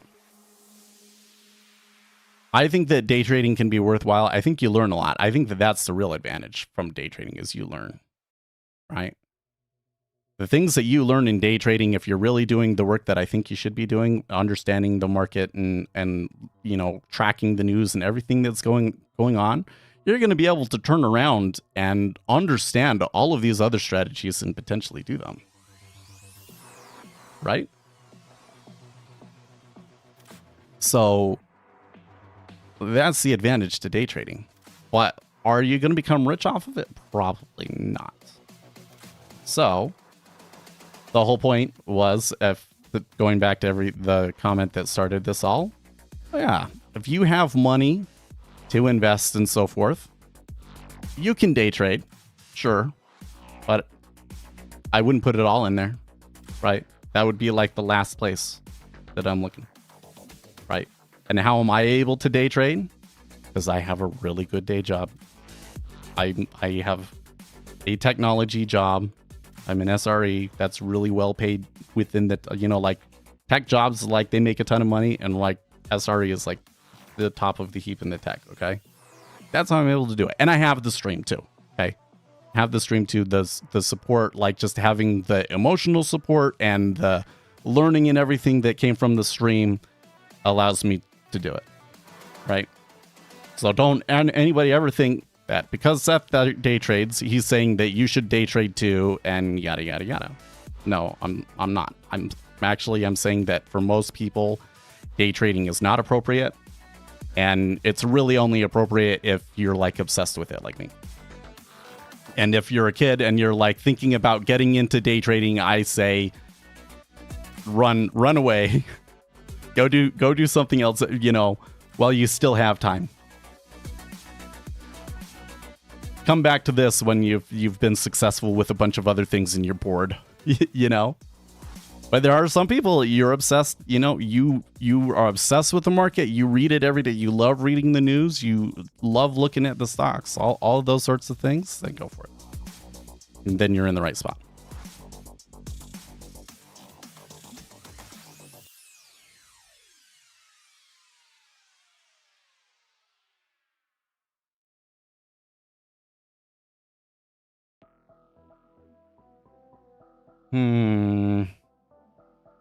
Let's see here. How about buying prison stocks ahead of a Trump win? Asks Octavius. Uzi says, I wouldn't bank on a Trump win. I wish I could, but I can't. How about a stock if it depends? Okay, so Zero Hedge had a really great article last week where they had and I think that they were recounting an analysis by Goldman or JP Morgan or somebody like that. And they had basket of stocks that were if Trump wins and if Biden wins. And it was a really, really good article. So I'm not going to go and find that for you. You can go and search for it. But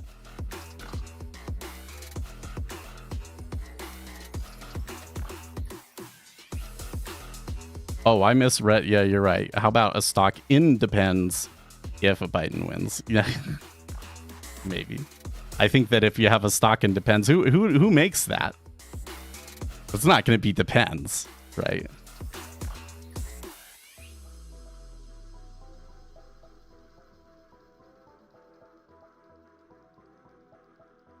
Who owns the Depends brand? Kimberly-Clark. There you go.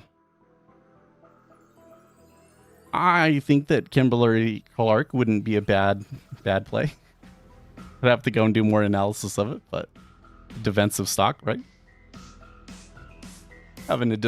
having some defensive stocks right now wouldn't be a terrible idea.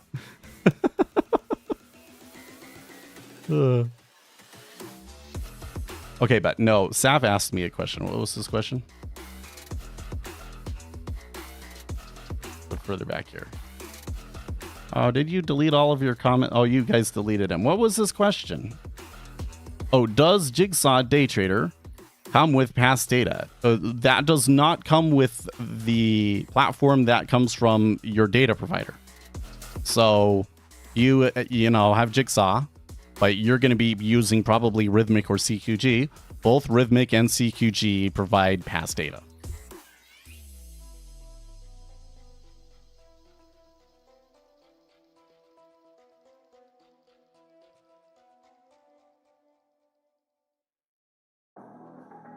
Is regional banking screwing us? This is an extremely hard market to time and trade, honestly. Yeah, I do feel like it's kind of like messing things up for us. I mean, like I got scared out of that trade, and that probably scared me out of $500 or so, right? That it's been so far. I don't know if that's a huge deal, but the regional banking thing has been a problem, and I'm gonna bet that it continues to be a problem throughout the year. It's gonna be one of those things that just like, you think everything's fine, and then it will come back, and then it'll go away. That's the way those sorts of things work. That's why those sorts of events are usually just like you sell it afterwards, right? But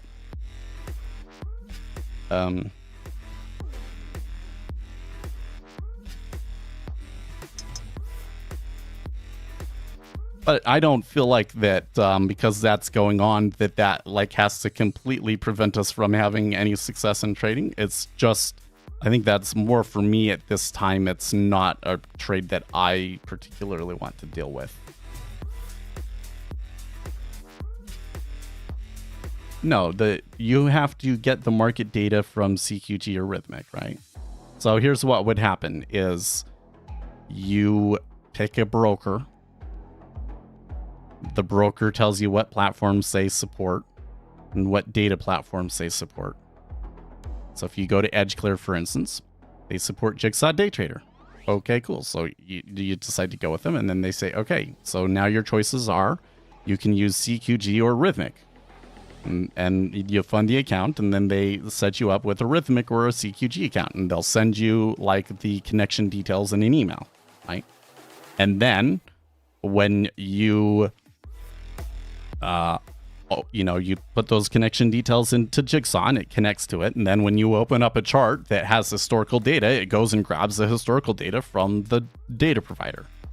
And most of those data providers will provide you up to 1 year of like the granular data that might allow you to do things like tick replay, order flow sorts of things, and like up to 10 years of like just normal historical data.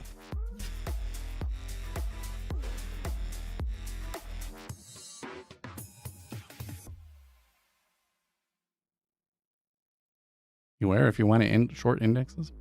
Well, what did I say? I said I think that the open will probably be mildly positive, and then it probably trails off as the session goes on. I'm not going to say that it's completely doing that, but I'd say it was an okay call.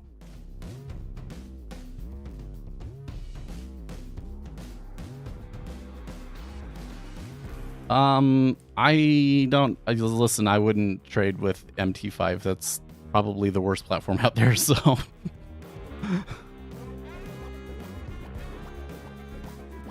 I think that what you will find, though, if you really dig into it, is that MT5 has a platform agreement, right? They're like the whole shop, right? They're your broker, they're your data provider, they're your, right?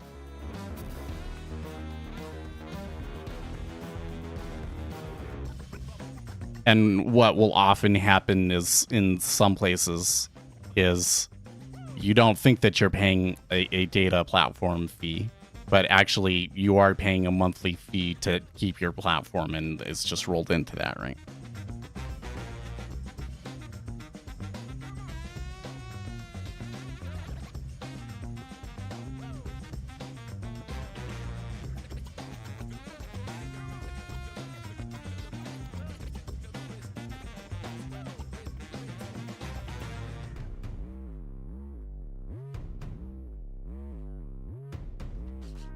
Oh my gosh. So remember earlier I said, oh, here's somebody on Reddit that says they're a profitable trader. Ask me anything. Okay, here's the thread. Hello, everyone. I'm trading Forex market from 4 years and have been consistently profitable from 1.5 years. Ugh. Okay, so not actually profitable. Not actually profitable from Seth's definition. Let's not call it profitable. What would we say? If you've been trading for 5 years and you've made money all 5 of those years, and you're doing intraday trading, what would we call that? I don't want to use the word profitable. What's a different word that we could come up with to describe that performance?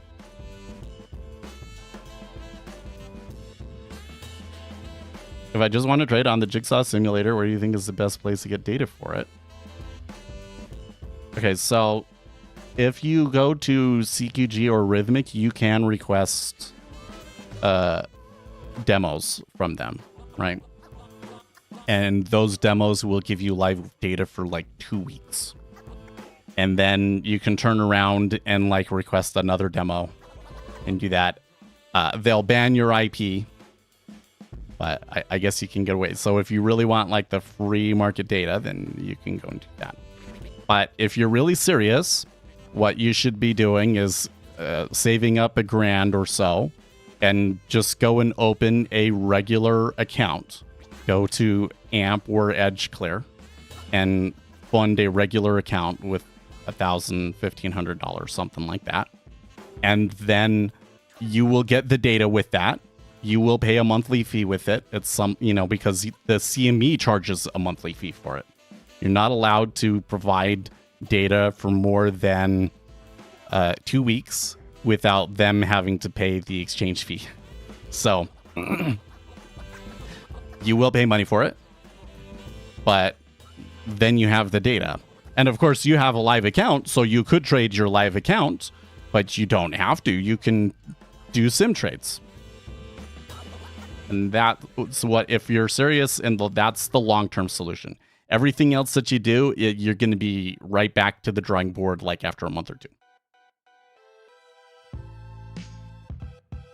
So the best option is to fund an account and just trade it sim. And if your choice is between CQG and Rhythmic, I prefer Rhythmic. There are some advantages to CQG because you can get access to like market internal indexes for the index futures, but Rhythmic has a better platform setup, I think, and it gives you more depth of market levels.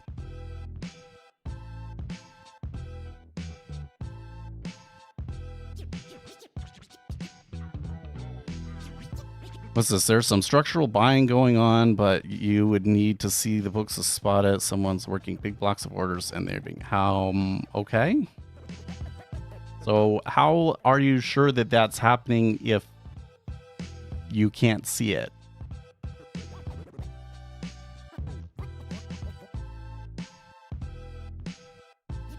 Unless you're saying that you can see it on the DOM. I don't know. When we broke those lows, there was definitely like a real stop run, but it hasn't done anything too exciting since the end of the stop run. And that trade, I gave it equal risk reward. Man, didn't work out. It's fine.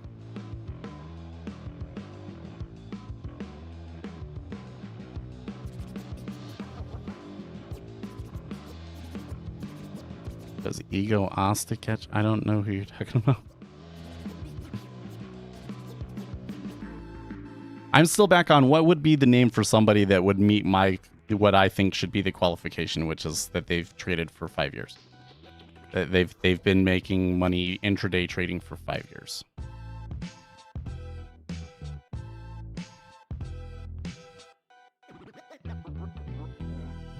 Is there a different word for 5?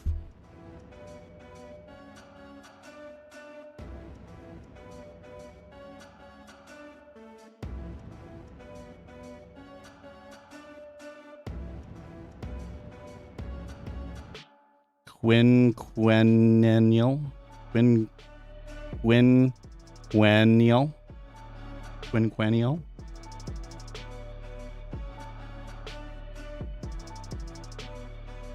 A quinquennial day trader?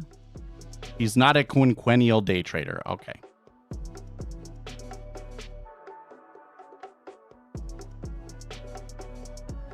This guy is totally full of shit. I hope I can get an answer from this one. Could you be profitable trading a random walk?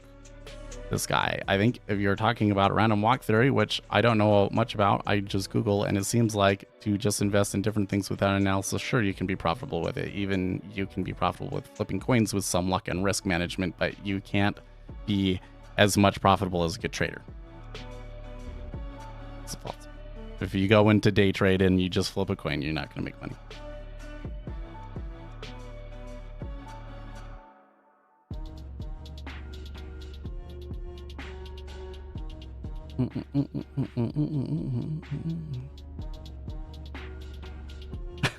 My God, this is the worst thread. A quintessential profitable day trader.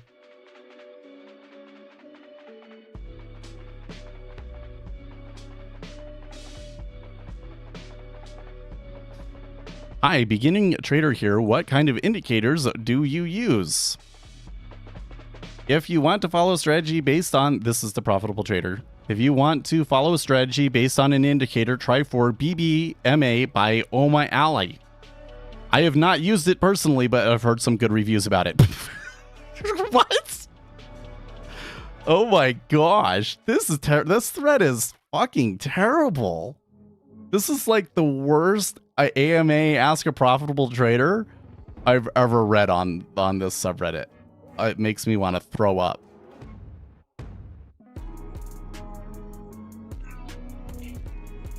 This guy doesn't have an effing clue.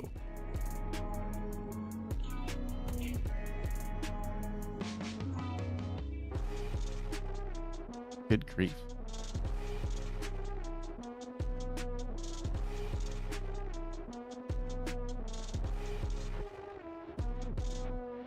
So I'm kind of thinking about what Lucas is saying, and I'm thinking about this. You know, we had like a stop out. Now what's happening? Well, is this just the like post meta order mean reversion? It looks like more than that to me on the cumulative delta. It looks like there is somebody buying it back up after that. So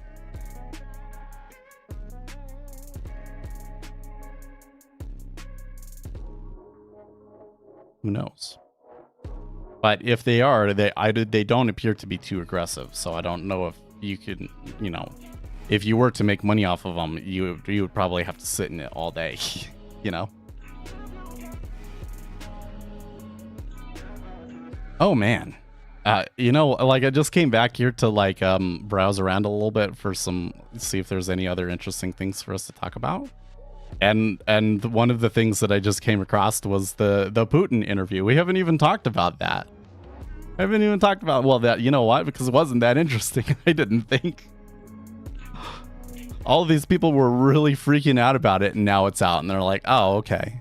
I think it was because they really thought that he was going to try and do something to really help Putin and stop the war, and no, it was actually, he just did like an interview, and I really don't think that Putin looked that good in the interview. So he asks him all these questions, and Putin just goes on about Russian history and how Ukraine isn't a real country and crap like that. Like, I don't think I can't imagine why Putin would think that would play well in the West and help him. It's kind of weird. Oh, it's snowing outside. Even though I can see the sky, it's sun snowing.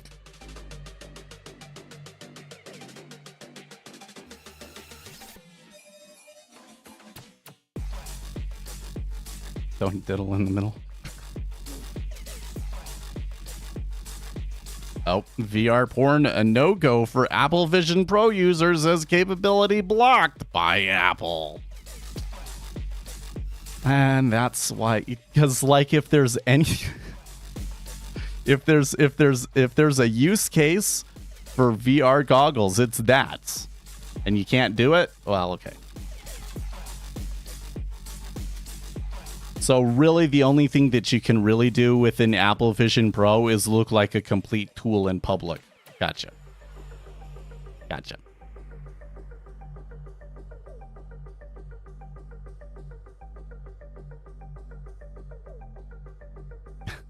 That's a top comment. I can see the conversation now. Buddy one, hey, aren't you normally a Mac fanboy about everything? Why didn't you go for the Apple Vision Pro for your VR? Buddy two, I just like this one better. Buddy one, better than Apple? You never say that. Buddy two, well, this time I did. What's with the Inquisition?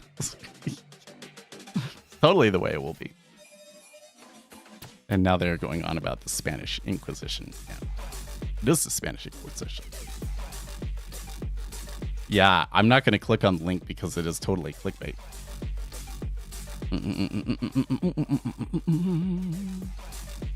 Oh, look at that. Apple determining what's good for me again. I'm so glad I have Apple to handle my well-being and security.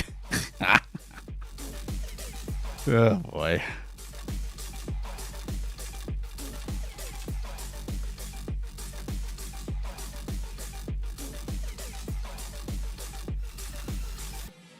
And that's why you should buy a Meta, apparently.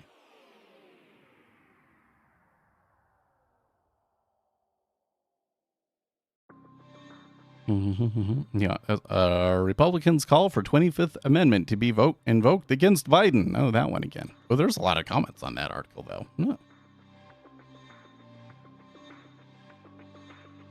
R/future string. This might be a dumb question. All right, bet. I will delete as soon as I have an answer. Say my trading platform requires an initial margin of $1,500 and a day margin of $50 to trade MES. If I deposit $1,500, I won't need a prop firm to fund my account, right? Yeah. Well, people have already responded to that. It is a dumb question, but yeah. You can trade your own account instead of a prop firm, yes. That really was a weird question. Question like that kind of makes me question if you should really be trading futures, to be honest. Hope that's not somebody here. If that's you, just, I still love you, but maybe you shouldn't start trading futures yet.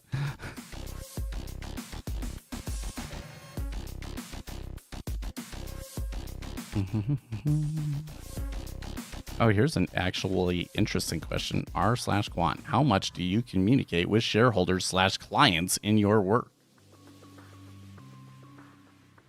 While there will usually be zero contact with clients or shareholders, you will have workmates and superiors. It is a company and not a sole proprietorship after all. It's certainly one of the jobs where socializing isn't important, though. If you're a quant dev, it's not uncommon to spend the whole day with your noise-canceling headphones and without contact with the outside world. Sounds like my kind of job.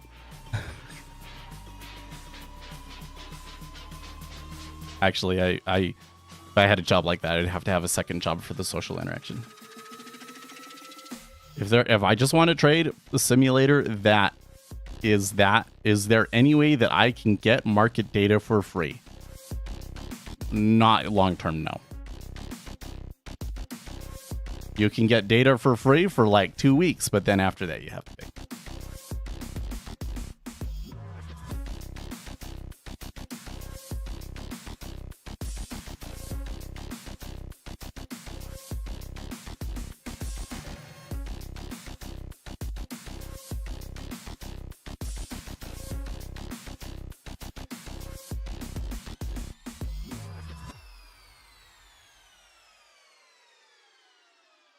Mark my words, Trump stopping the border will be his Waterloo.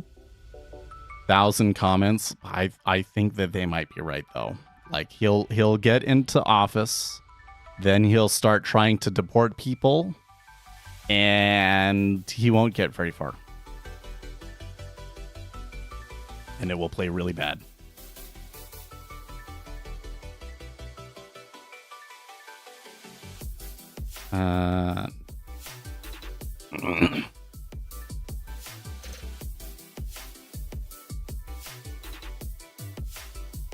Oh, stopping the border bill. No, it's not as Waterloo. Because the border bill was so absolutely terrible.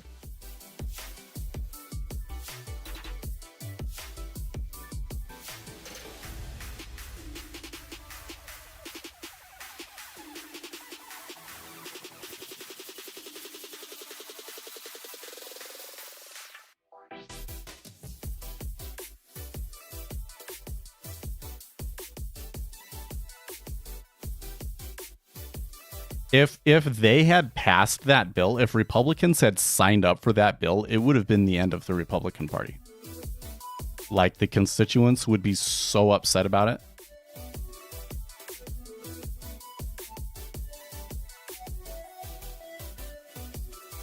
Yeah, here you go. And then the most downvoted, most controversial comment has it right.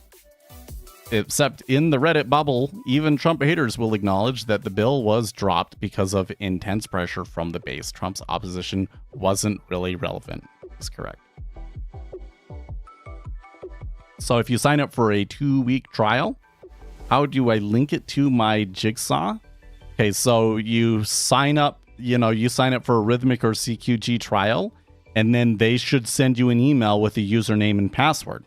And then you come into Jigsaw Day Trader, right?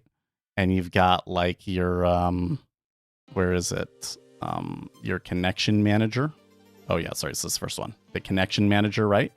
And then you create a new thing and there will be a place for, you say it's Rhythmic or it's CQG, and then there's a place for you to put the credentials in.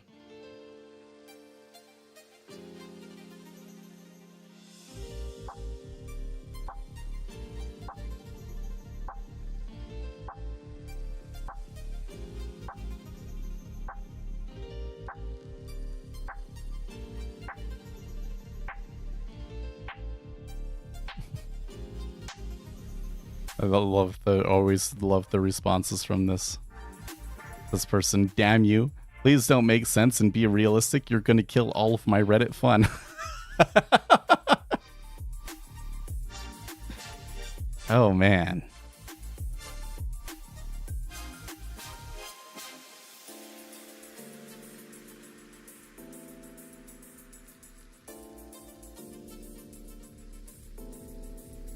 Pepsi volumes down sharply after price increases.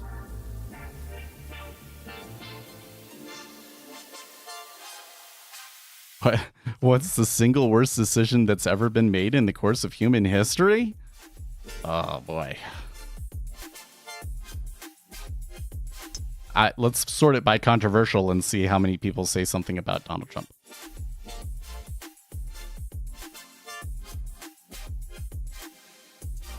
Trump's father not using a condom, of course. Mention of the AK-47. Man, these are terrible. If Trump gets elected in November, that will go on the man, Reddit is so freaking dumb. So but the top one is interesting. The Kosa people listening to their prophet, a teenage girl, who told them to kill all of their cattle and that the spirits would provide for them. 75% of their population starved to death. They blamed the few who didn't kill their cattle for the spirits not providing for them. Holy crap. Wow. That is insane.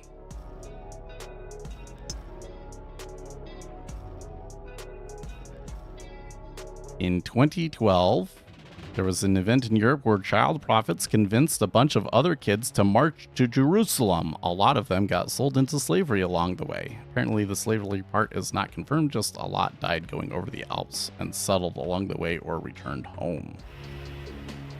That's freaking weird. Like kids? Like what?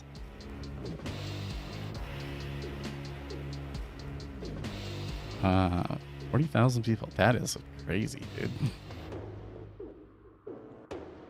Oh, here's that Mao Zedong ordered Chinese peasants to kill sparrows because he believed they ate crops. Without sparrows, nothing kept the smaller bugs and insects in check, and they ate all the crops. Is it easy? Yes, it is. At least it was when I did it. I think you can still get them. If you can't get it through there, you can go to like AMP Futures and get it through there.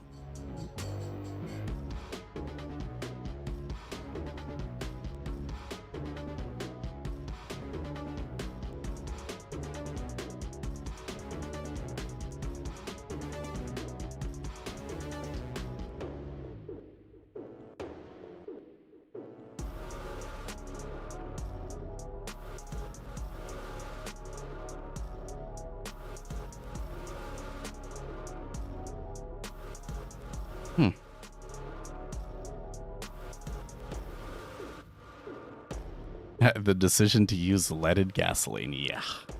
Oh my gosh. I think that one's the right one. That's the right answer. The decision to use leaded gasoline. Can I get a trial at AMP Futures and then link it to Jigsaw? Should be able to. Yeah.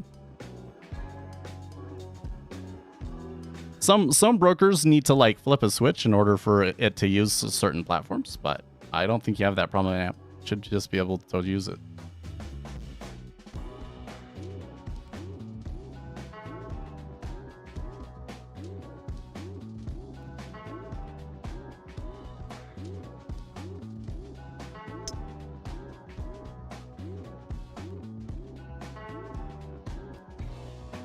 I'm sorry, I just heard, but that may be out of context. What was approved for using lead?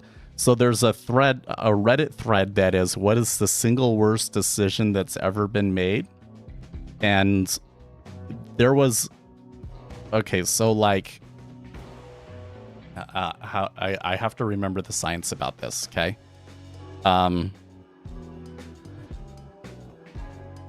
There's this thing with gasoline where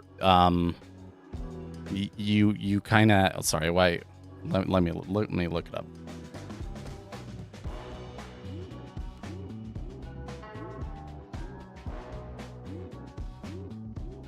So basically, if you just have like normal gasoline, it's like too volatile, and so like you put it in a car, and that's when you have a car that's like, right, like really inconsistent, right? The lead, putting the lead into the gasoline kind of like changes the properties of it and makes it so that you can have smooth running engines, okay? So these guys, they were trying to decide what agent to put into the gasoline to fix this problem, and this guy decided to use lead. They did, and they kind of knew that the lead was bad for people, but they was going to make a ton of money from it being lead, so they made it lead. And so people were driving around in cars that put lead into the air, and it's like the crime rate rose, and like people's IQs felt like it had a very detrimental impact on people's health. And it wasn't until the 1970s that they realized how bad lead was for your health, and they banned lead from being in gasoline. And that's why when you go to the gas station now, all of the gasoline says that it's unleaded gasoline.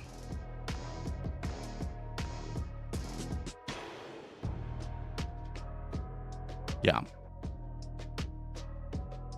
Hey, Paul, yeah. And the reason it became super popular is due to the inventor lying, knowing that it was bad. But thankfully, he died to his own poison, yeah.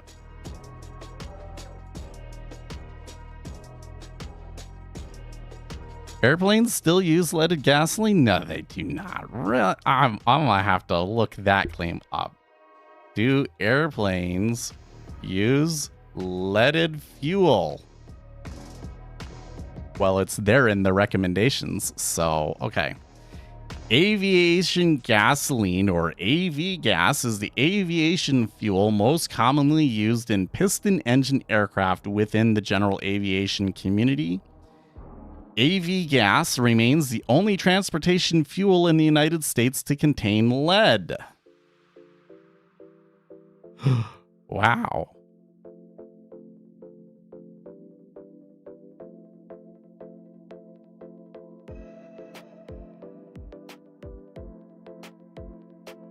Airborne, so don't live next to the local airport, huh? There's an airport in my county, but I don't live anywhere close to it, but where they have those kinds of airplanes. Man, so why is that not changing? Oh, here's a post on Reddit about it. Does Google know that I just will always go to Reddit for the answers to questions, or is that like a general Google thing now?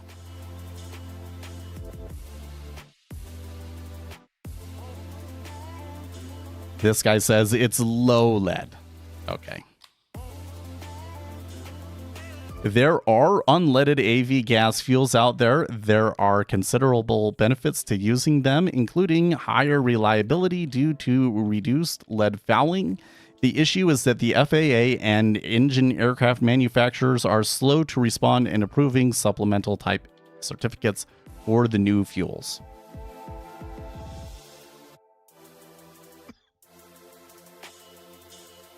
The most common formulation is 100 low lead, which has a maximum lead concentration of 2.12 gallons.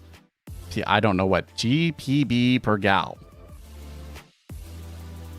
Coal power plant puts around 10 to 20 tons per year, depending on the type of coal burn. There's 240 plants, so that's a far greater source to concentrate on correcting. Oh, okay. Well, so you just made it worse.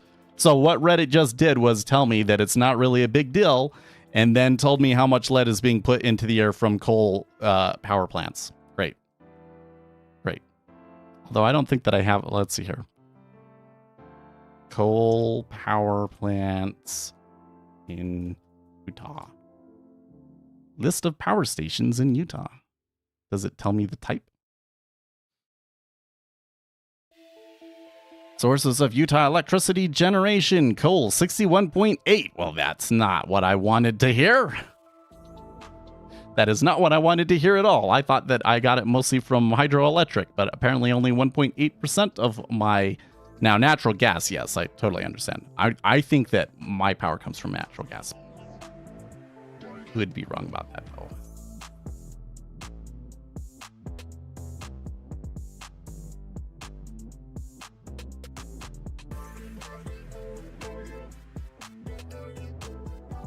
Renewable, hydroelectric, wind, solar. Oh wait, where's the coal ones? Why ain't the coal ones listed?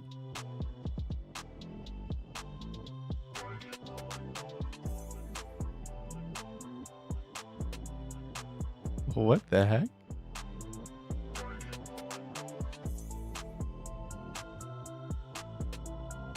I think that Wikipedia is just being weird. I think that these ones are the coal.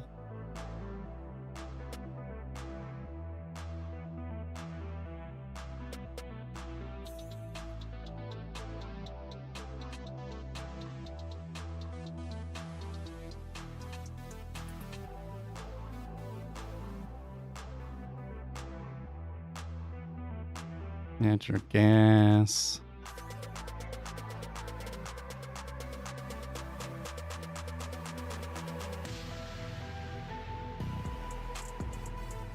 I think that's where I get mine. From hydroelectric power plants.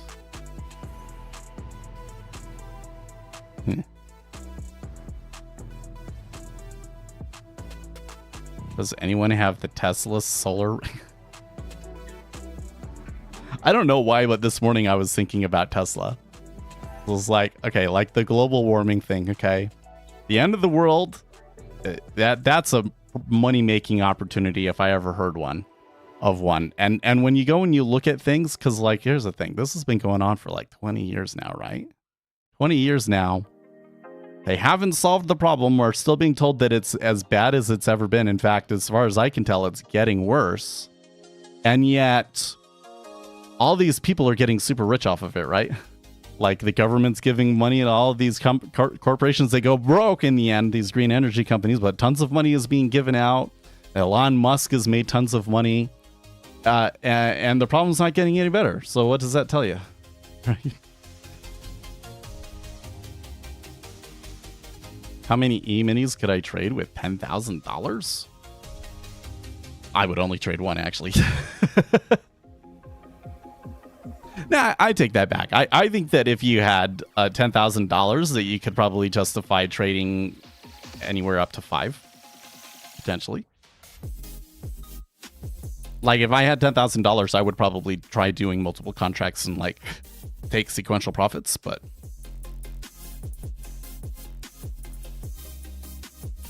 one micro, yeah. I don't know, man. Like the once you realize what the drawdown is on a lot of things, you probably would trade less, for sure.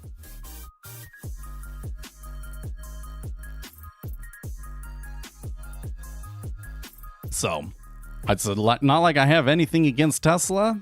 It's just that I think they're crappy cars. I think that the quality that you're getting for the amount of money that you're paying is a little ridiculous.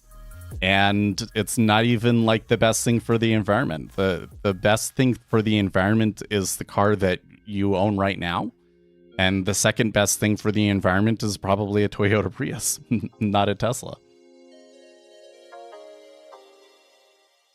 Yeah, if you have to ask, it means you haven't looked enough into it to trade with 10K. Well, yeah, because the way that this always works is you start saying, okay, I want to make a living from this. So how much money do I need to make a day in order to pay my bills? And then what's the volatility of the instrument and how many contracts would I need to take to meet that goal, right? And you'll go and you'll do that analysis and you'll think that it's realistic, but then you start trading and you realize it's not realistic.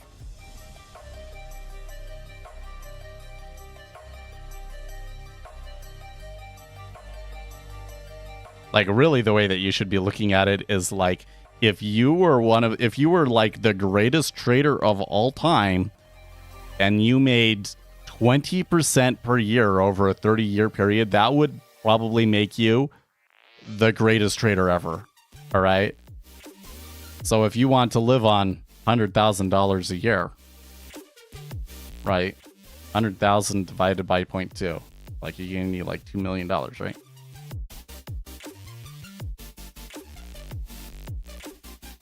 Let's bring back the jet bolt syndrome. Do you think that when the new SR72 or whatever they call it, that they're actually going to let us see it? Because it sounds like it's got a really wild engine.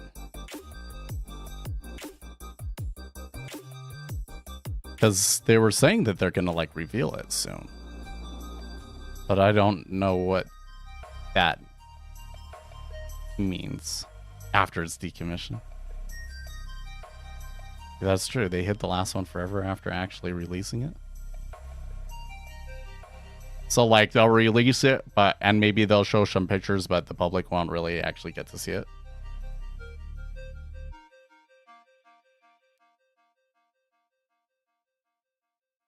There's this guy on TikTok that he's like an aviation military expert, and holy crap, does that guy know a lot about that stuff. It is so interesting to watch his videos. I wish I remember his name. There was some concerns that he was going to get kicked off the platforms for a while, but I think that kind of died down. Oh yeah, what's his name?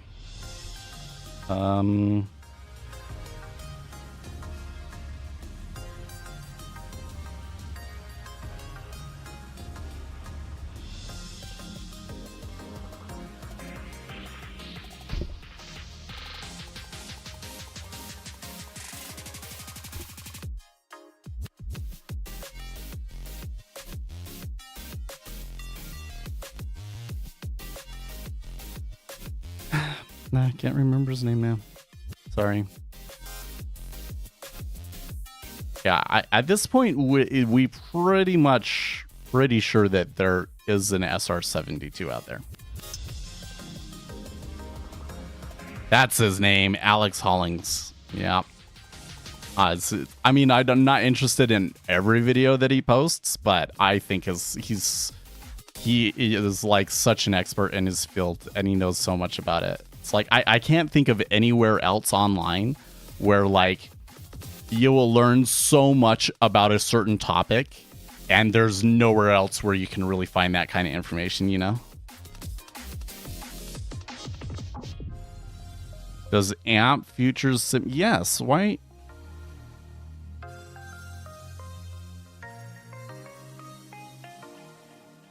I'm having a really hard time reconciling why you would ask that question given all of the other information I've given you today.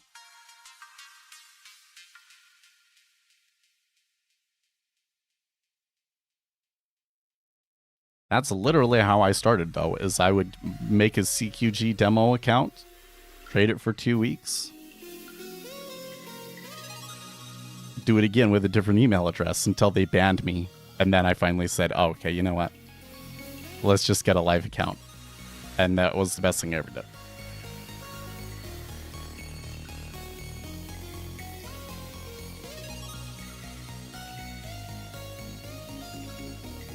Yeah, you can get free 2-week trials. They only last for 2 weeks. That's why I'm like, if you're really gonna trade, just open an account. Like, seriously. How long did it? I don't know. I don't remember. I think I pulled it a couple of times though. I think I did it like 3 or 4 times before they banned my IP.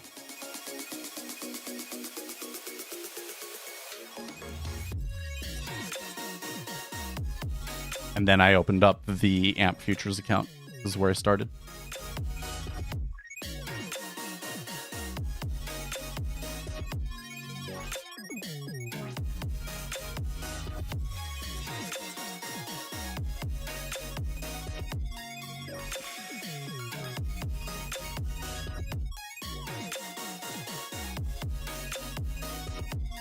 You've been doing that for Trade-O-Vate for months? Wait, what? I mean, you can do Trade-O-Vate too. Trade-O-Vate is still like $100 a month though, right? If you just want to trade sim, it would probably be cheaper to open a traditional account.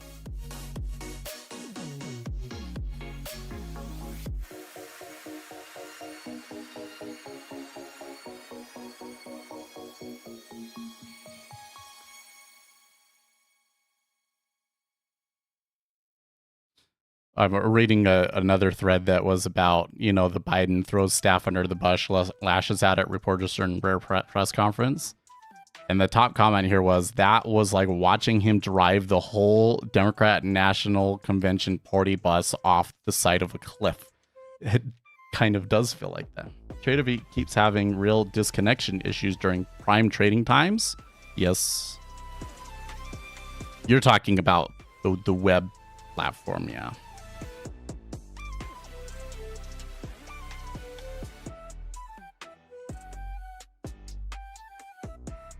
I've always kind of been, this is exactly why I've always kind of been super skeptical of web platforms, right? Is that they're constantly going to be updating the platform. I know how this works because this is what I do for my job, and it's very, very difficult in that kind of a situation when it's as new as that is to really have consistent reliability. It's just the way that it is. There are some advantages to running the software on your own machine.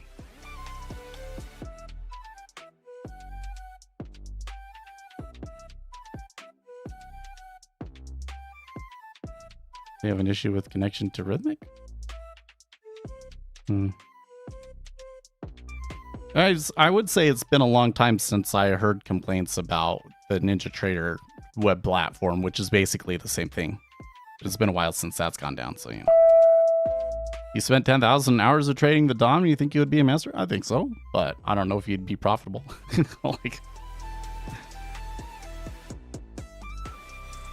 Two kind of separate things, right?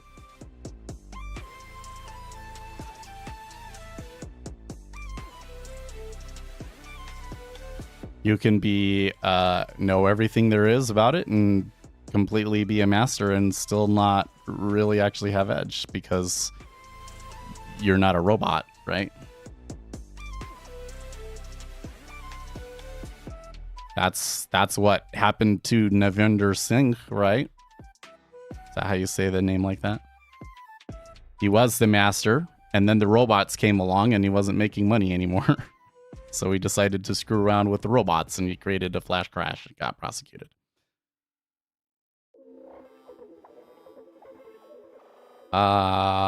What? Can you show NQ? I mean, I can, but I don't think I will. Because we would have to make room on it for the screen. And then other stuff would go away. So we would have to prove that it would be more useful and better for the viewers than what we currently have up. I suppose we could get rid of the S&P 500 chart.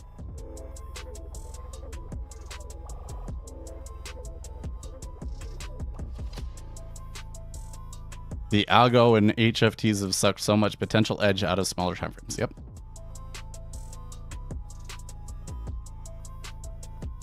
Yeah, absolutely.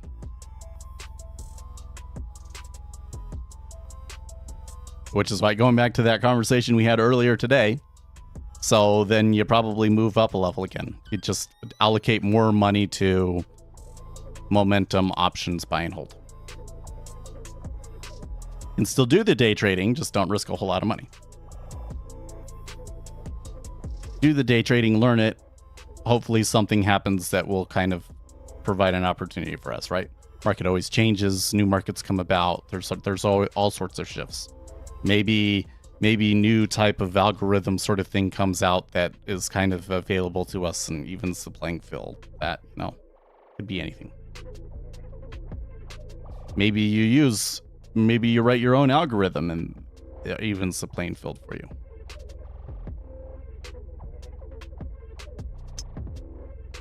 I think that would be really hard to do as like a sole developer and everything, to have something that competed with those algos. But if you found something really innovative and it was fast, it could maybe work.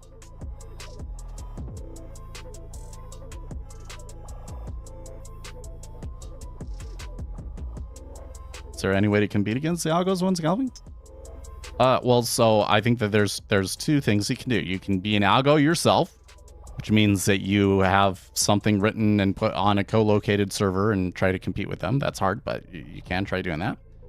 Or you can be informed. So if you're informed and you actually know what's going on and you know that there's going to be more order flow coming behind you, then you can just shove right into those market makers and they won't have a clue. You know? They'll be like, oh, great, all these guys are filling me. And then it keeps going and they're like, oh, shit. They bail. If you have an informational edge, which might not be all the time, but can be sometimes.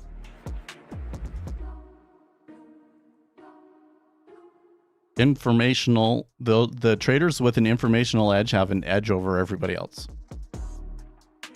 And the traders that are the market makers that are the fastest in the queue have an edge over the noise traders. And the noise traders, for the most part, just don't make money.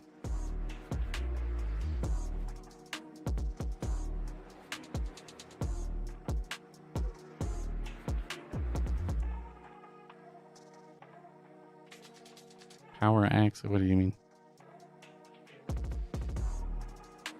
How Axia profitable? Well, so first of all, have you ever seen their actual results? But my understanding is that the guys over at Axia that are making the most money are informed traders. That after big news events, that they're trading and making tons of money on those big news events.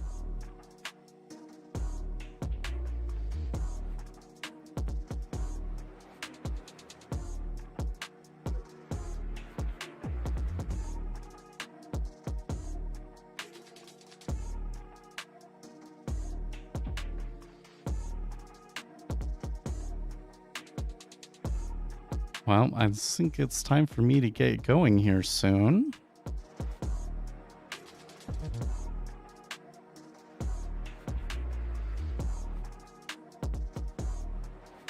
Check, make sure there's not anything else going on here.